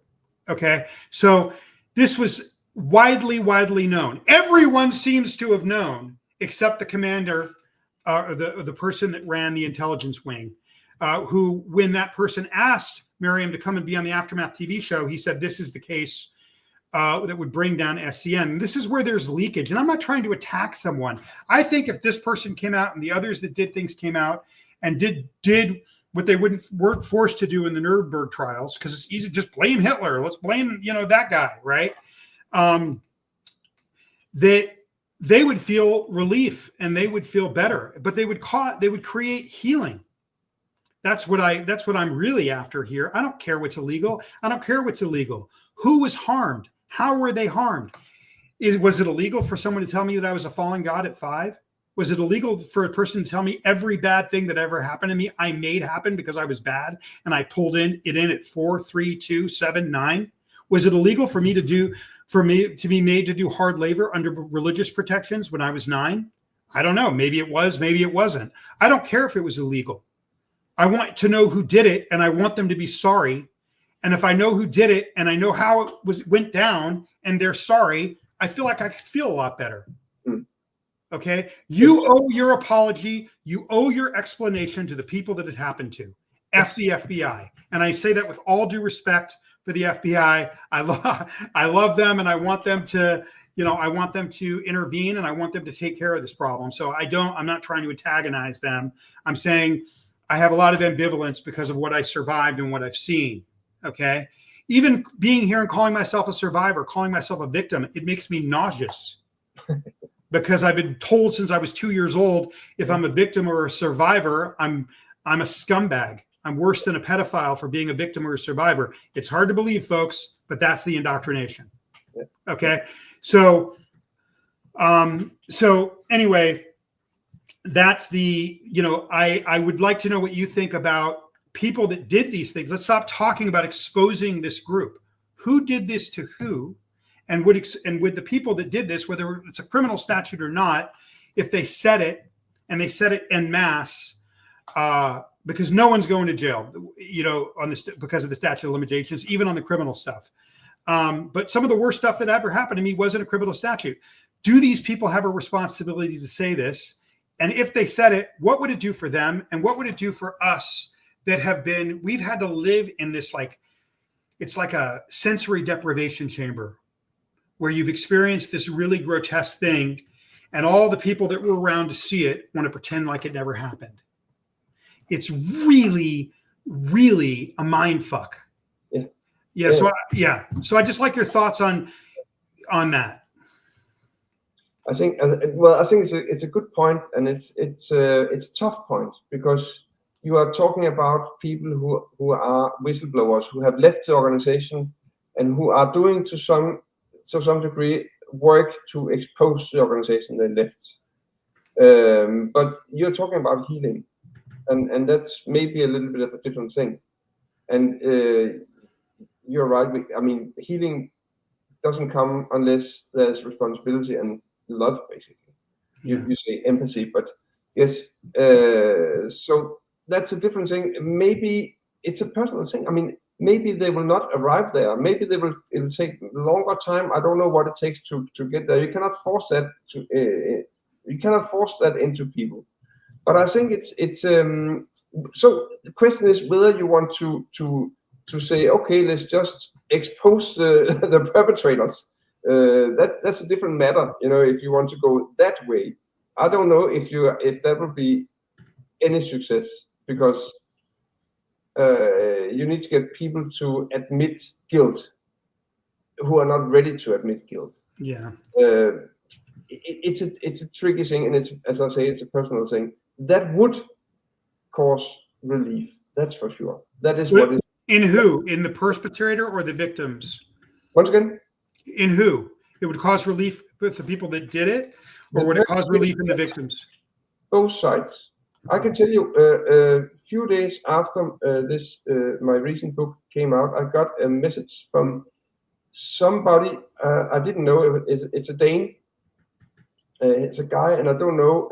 I never heard the name before, but he was born the Inner Navy here and lived there He was 8, and his mother escaped with him. Something.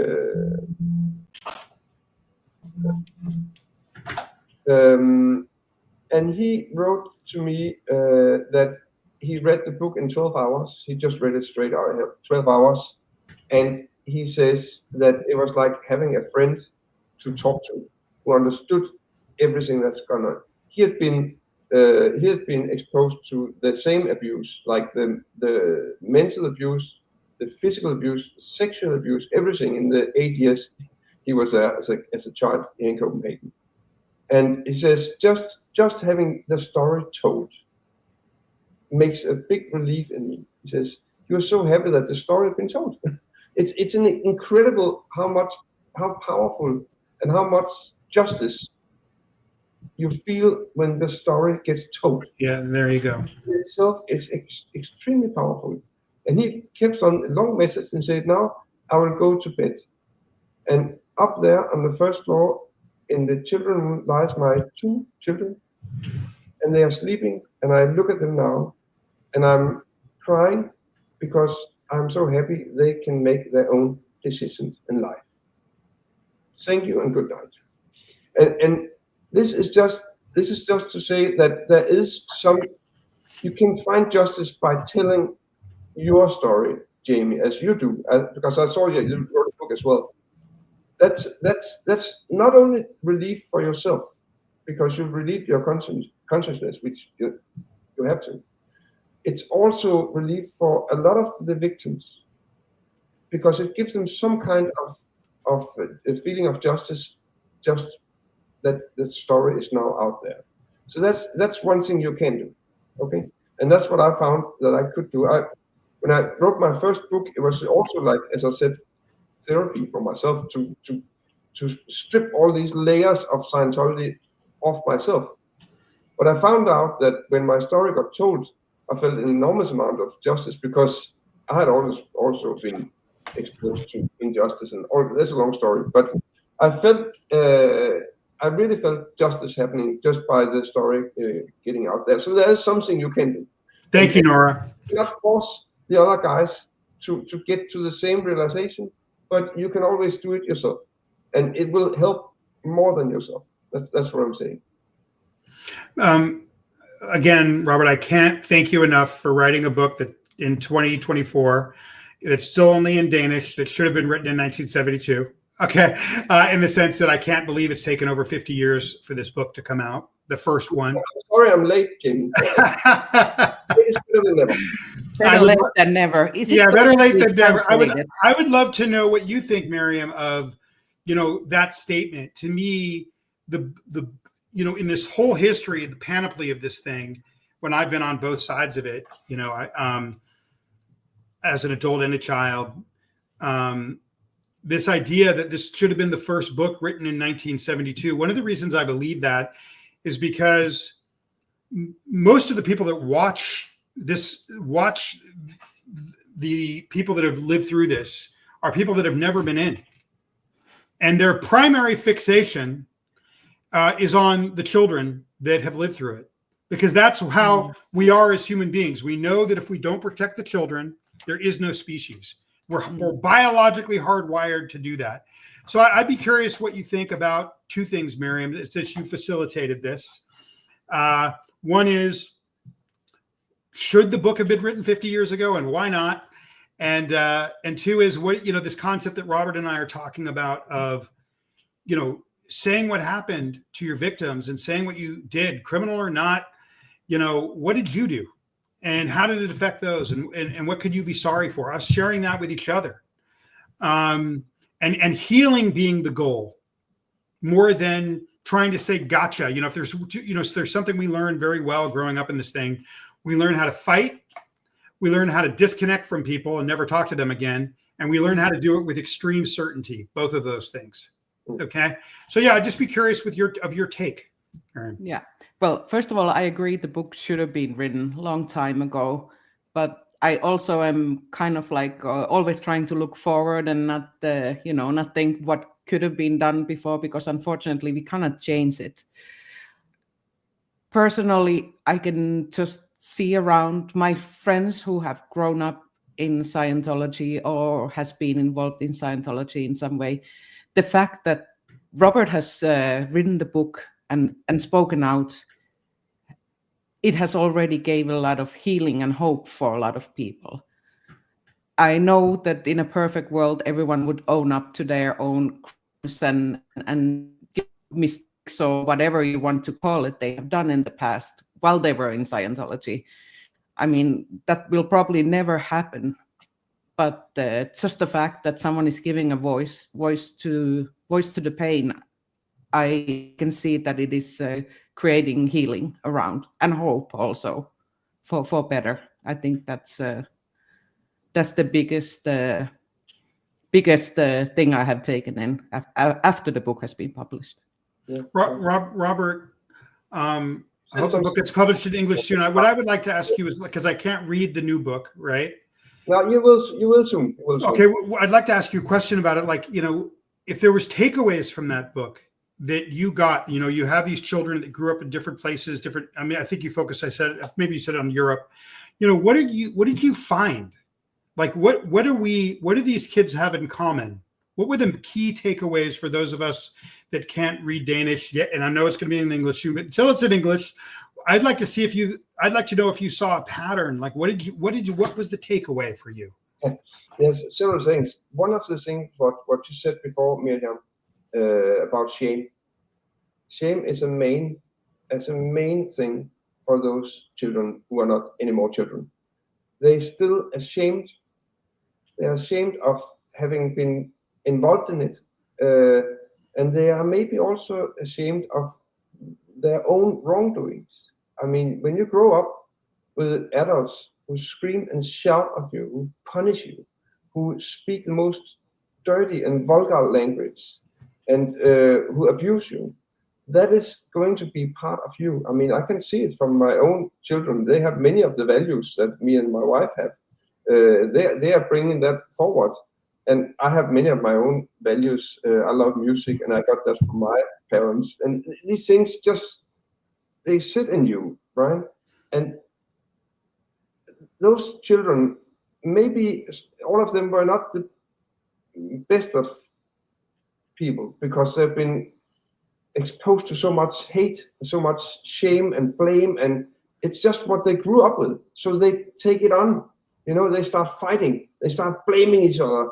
Many of I don't know if it's many, but some of the boys there, young boys, they did sexual abuse of the girls, even though they were not very old.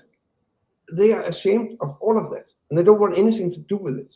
So shame, as you say, Mirjam, plays a major part, not only of the embarrassment of having been involved in that, but also shame of your own wrongdoings in it, because we grow up and some of them manage to get a life after Scientology, manage to get, like you, Jamie, manage to get an education and get a life, and actually, even against all odds, really, I'm quite impressed with that you managed to do, because it's not all of them, but some of them managed to do that.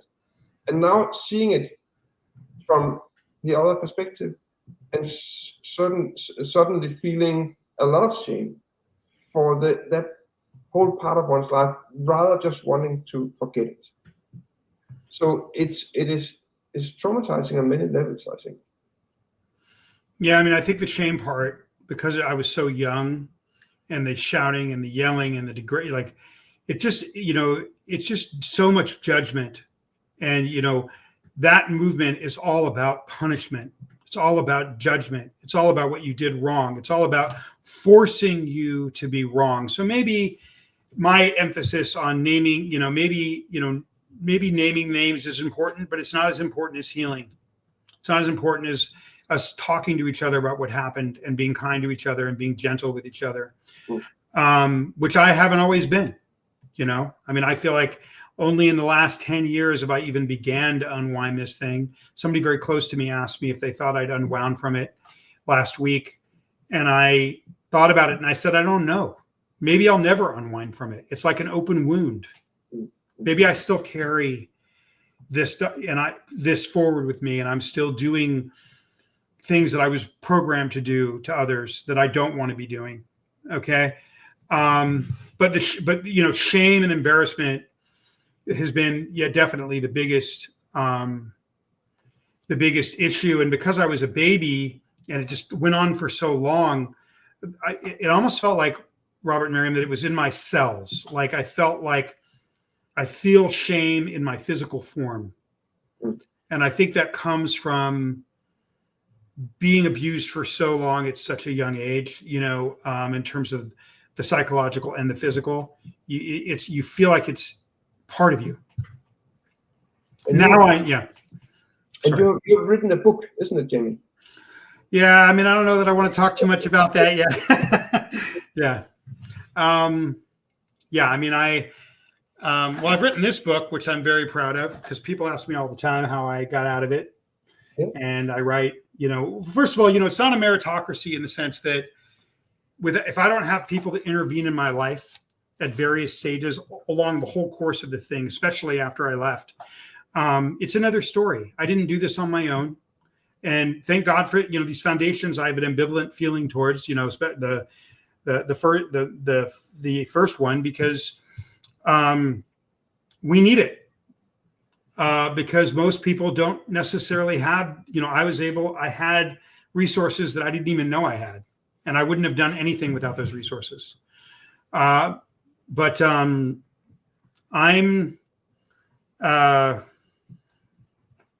yeah, I don't want to talk too much about that yet, but I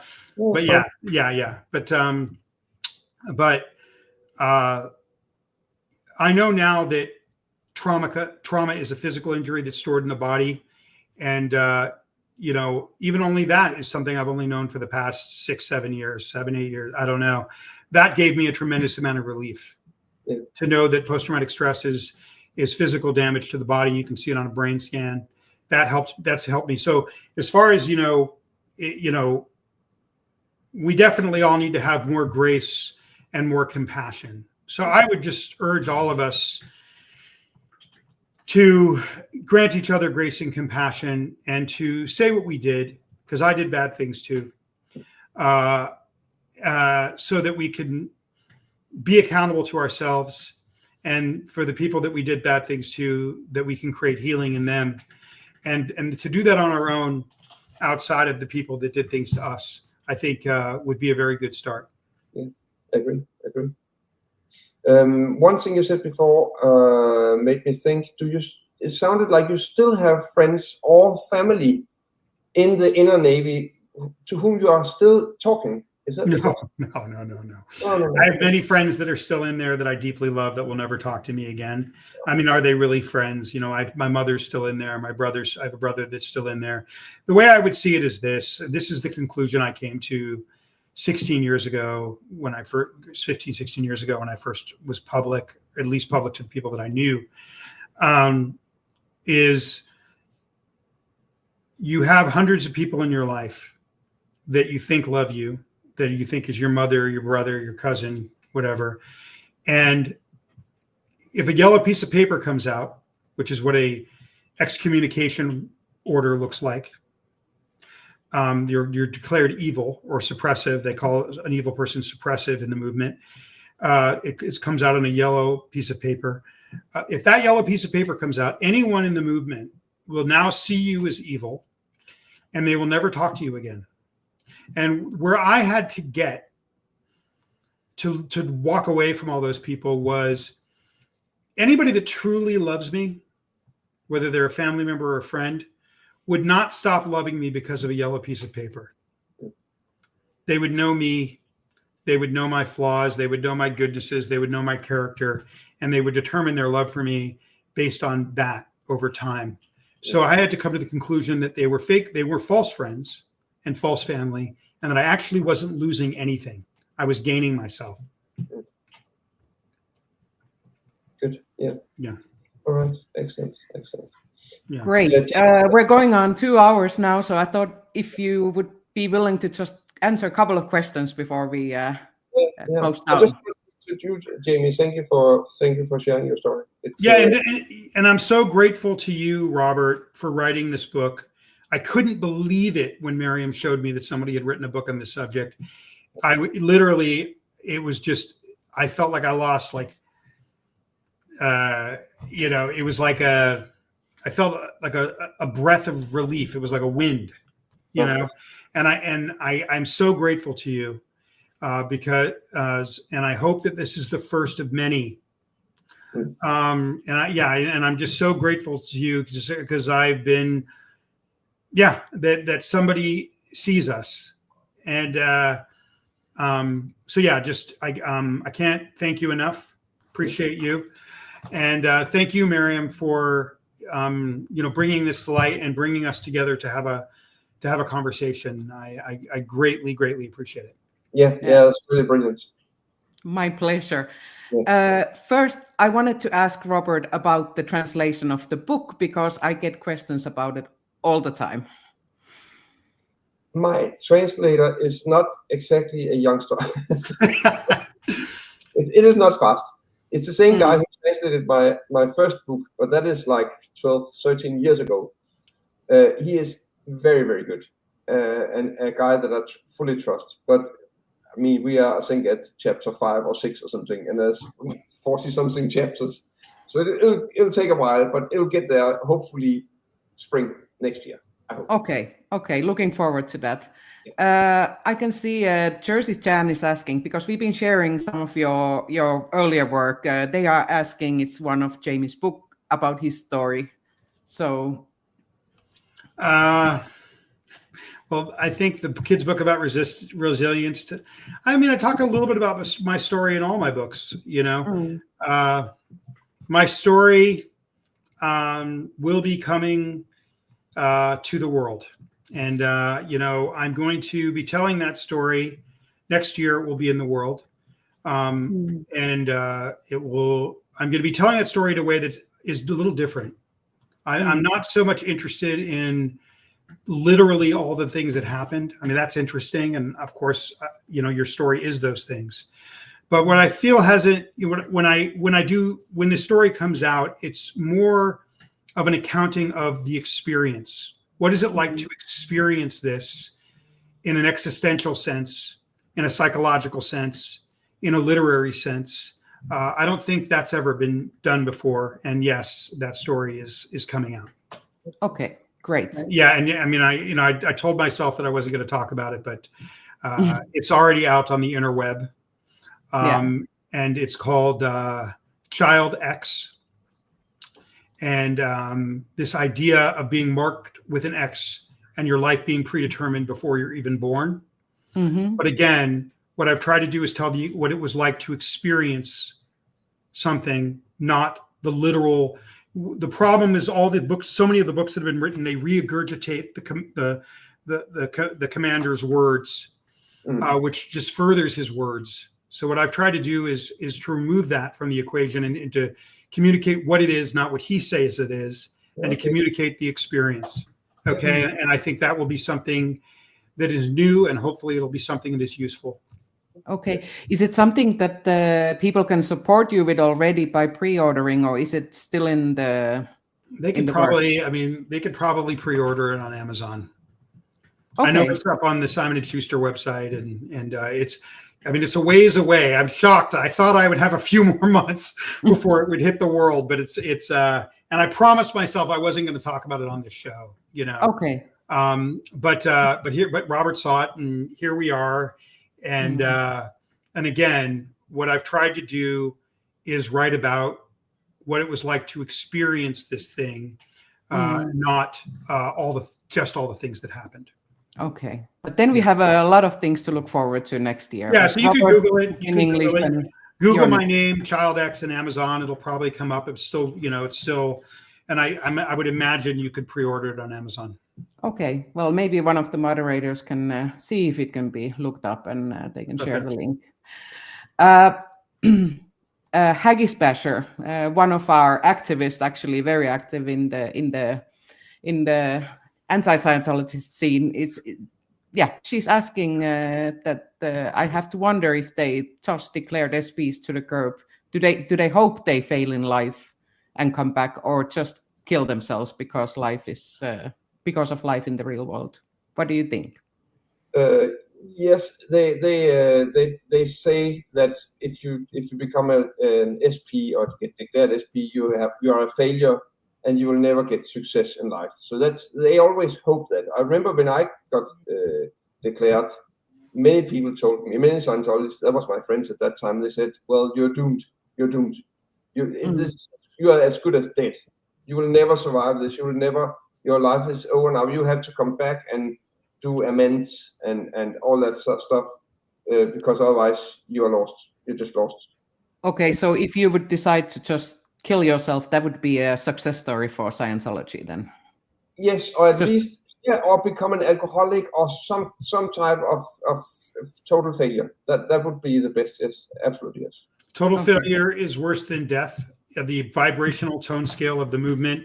Total failure is at the bottom. So they want you to be worse than dead. And I would extend Robert's answer by saying that's, this guy, there's a lot of talking out both sides of his mouth. I mean, I guess, he hopes that you'll die, you'll go to an implant station where they make you forget on the other side, on the other side of the moon.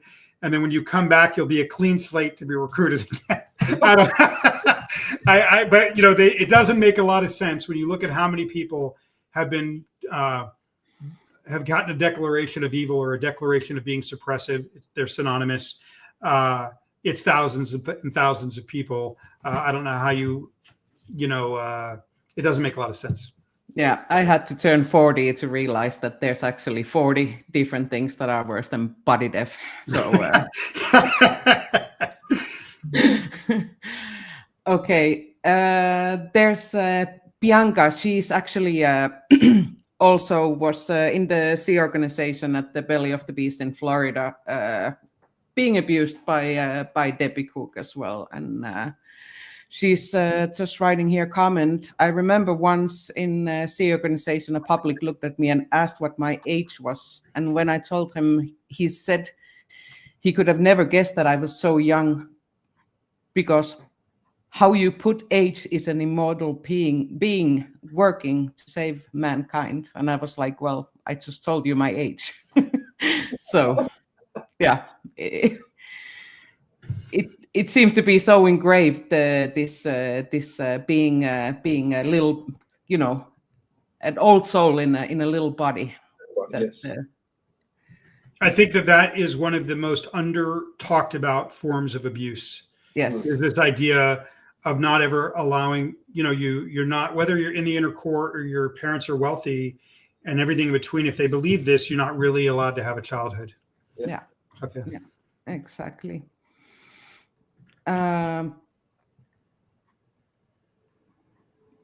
Okay, I think I brought this comment up before, but there is, and Katrine from Sweden is asking if your book is coming as an audiobook soon. It is an audiobook in Danish. Okay, great. So that would cause her a little bit of problems if she's Swedish, unless I would say I understand 20% of Swedish, so maybe it's not the best, but it will come as an audiobook in English, but that will be after the paper version. That's usually how it goes. Okay, so will it be translated into Swedish as well? I hope so. I haven't heard that Swedish publisher who's translated my first book is only going to come back by the end of December, something like that. I don't know why, but that's some routine or protocol or whatever. So I haven't heard anything about that yet. I hope so, of course. Okay. And Nico is asking, would Robert and Jamie write a book together? I bet that would be great. Yeah, it would be fun. Yeah, absolutely. I agree. I think there's so many different aspects when you look at it. You need to be able to have the people looking from the both sides as well. Of course, being able to see what has actually happened and acknowledge what has been happening in the past. Unlike, It just made me think of an idea for a book. I would like someone to write a book that says, this is what Scientology does to children. I mean, that's the whole book. What does this doctrine do to the mind of a child? I think that would be a very interesting thing to explore, whether you're in their inner core or not. What are these constructs?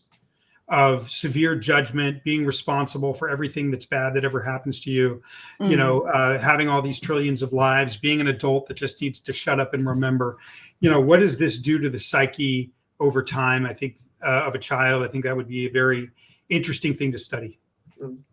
Yeah, I agree. I'm too quick here. Yeah, Anne is saying, this is a much needed conversation. Thank you to all three of you for doing this today. I would love to see it happen again. So much helpful dialogue and viewpoints.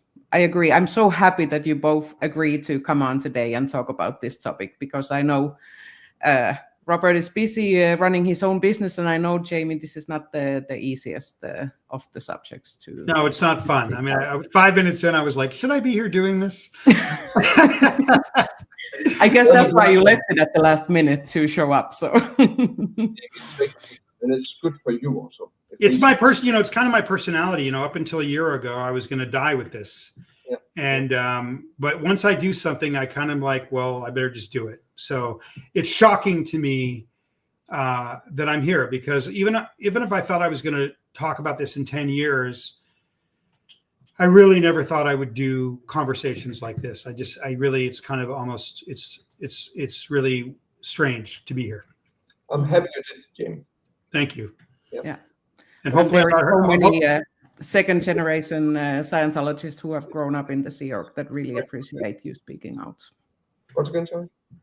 Yeah, that you, Jamie is voice for many people growing up in the Sea organization.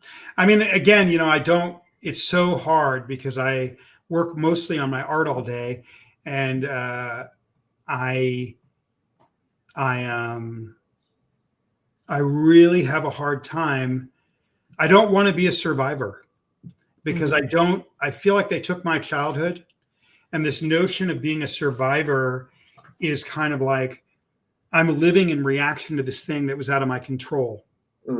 If I'm a survivor and I live in reaction to this thing that was out of my control, this crucible, then they get my adulthood. I just want to be an artist that makes beautiful things and has people digest those beautiful things, you know, outside of looking at me as somebody, you know, I don't want to be a freak, I guess. Yeah. I don't think anyone views you as a freak. Absolutely not. That's how it feels. Get it. Yeah. I also have a graphic novel coming out next year. I have 2 books coming out next year.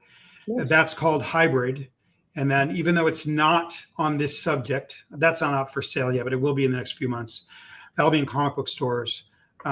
It's a lot of what happened to me is kind of in this fictional world that I've created in the graphic novel, you know, but yeah, I mean, that's the hardest part. I mean, Robert said it, you know, the minute Robert said it about the shame, the first thought in my head is, why am I doing this? I'm going to get everyone's going to start seeing me in a different way. I guess what I worry about, Robert, it's like a therapy session, is that people will see me in relation to this horrible thing, and that will become my identity.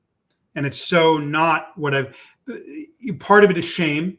Part of it is humiliation and secrets, but part of it is, you know, they stole my childhood and I just want to have my own identity. So for doing this interview, it's worrisome to me. Did I just do something to harm my identity? I mean, this is the kind of, I understand it. I had the same concern before I wrote my book and became public, you know. But I think you can have your own identity, and your past is not going to harm your identity. You can use it. I mean, it can strengthen your identity. I'm telling you, I sometimes go out and lecture about my experiences, and now I also go out lecturing about the children that grew up in Scientology. But for many years, I've just spoken about my own past with Scientology, what I did in there, how I defected and that stuff. And even though the people listening, the audience, they don't share the same past, but it touches them. I get it. It touches them deeply. And recently I spoke to we have a book fair in Denmark that comes every year in November, and I was invited to speak there.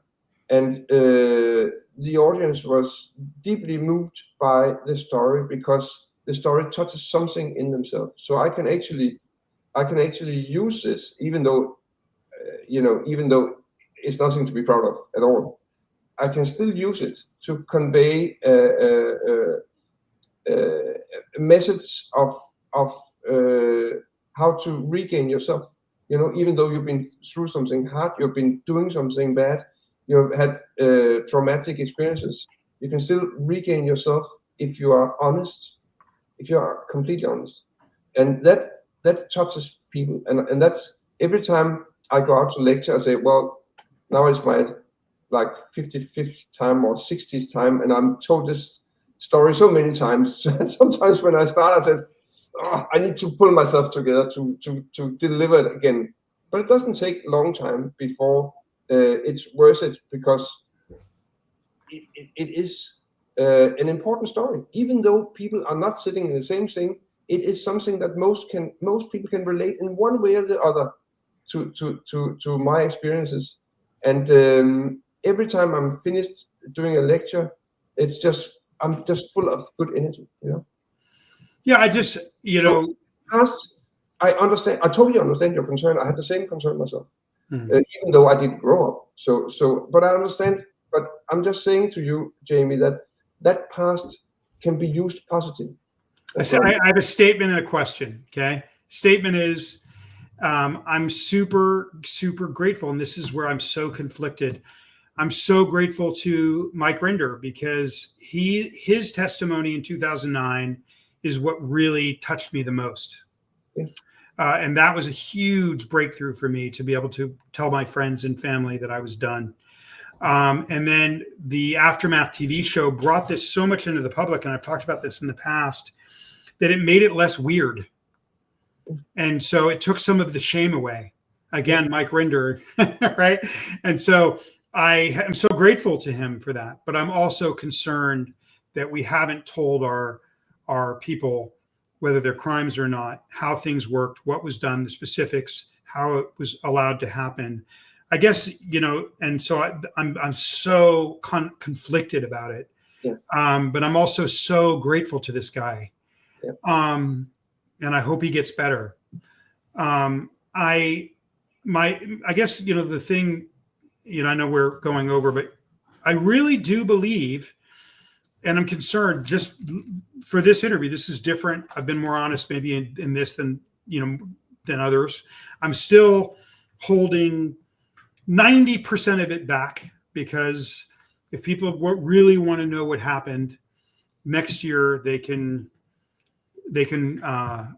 pre-order Child X and they can know all of it. I mean, I've talked about a lot of abuse. I've talked about a lot of bad things that happened. I've told 1% of it, and the reason I've told 1% of it, and I've left it for that work of art that is coming out, that book next year, is because I don't really feel like if I went through the specifics of the abuse on a show like this, that it would be useful out of context. So if people really want to know the story, I felt good about this product because it puts everything in a context. This story needs to be told in a context. The specific things that are hard to watch need to be understood in a context. But I really do believe, I'm going to say this to you again, Robert, because you're a graphic designer, so I know you're an artist, is I'm really, really concerned that my graphic novel is I'm really proud of this art. And I art directed these images that were handmade in a small stone town in southern Italy. It's a really special art project. And that's how I want people to know me, okay, is to make beautiful things. And I'm really concerned that by doing what I've done, that as I make more and more beautiful things, that people will look at me as, oh, he's the guy that went through that crazy thing, that hell that shouldn't have survived, that made a beautiful thing. And I just want to be known as the guy that made a beautiful thing. And so it's really a struggle. And there was a point, Robert, where you were talking and saying these guys are ashamed. They don't want anyone to know. And I was thinking, I'm one of them. How did I let Mirjam talk me into this? I don't even want to be here right now. When I first heard you say that, that's what went through my head. So, but I'm hoping that you're right and that I can use it as a flashlight for people, to give people a reason to look at the things that I have coming out.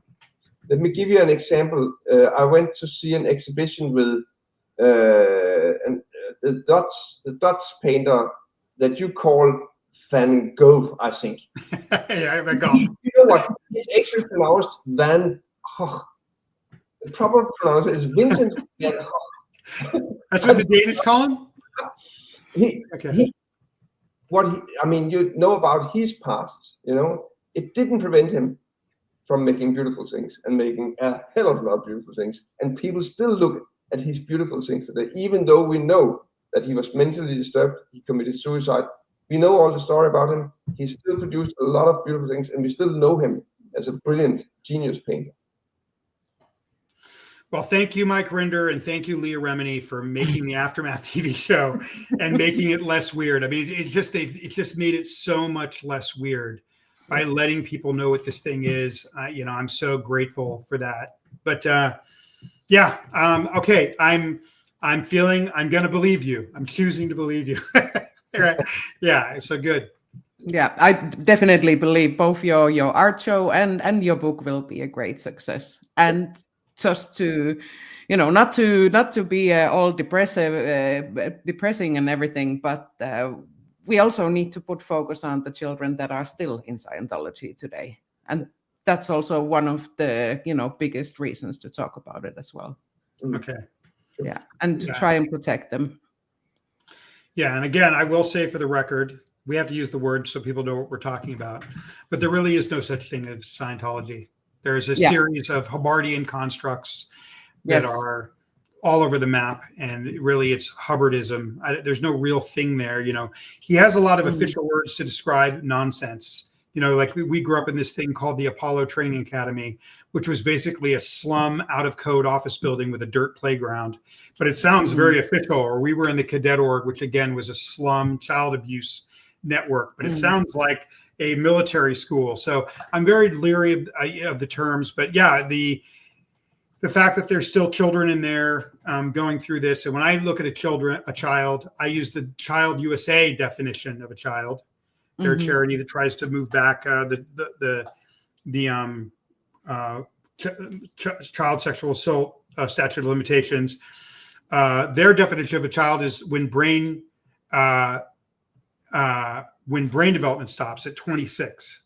If you notice, insurance companies keep kids on insurance until they're 26, because that's when biology says someone is stopped growing. Okay. But I mean, I think the fact that there's still children in there is heartbreaking. Yeah, I'm sorry I didn't put it in the right terms. I'm not a linguistic talent in the same way as you are, but we need to put the Scientology sometimes there just to let know. No. It's people didn't know what we're talking about, but I just want to remind people that it's just a bunch of constructs. Yes. Thank you so much for joining me today, and I hope both of you will have a lot of success in your future projects. Thank you, Robert. Mirjam, please connect Robert and I offline. Yes, I would love that if you do an introduction. Okay. Yes. Robert, absolutely. again, thank you so much. Thank you.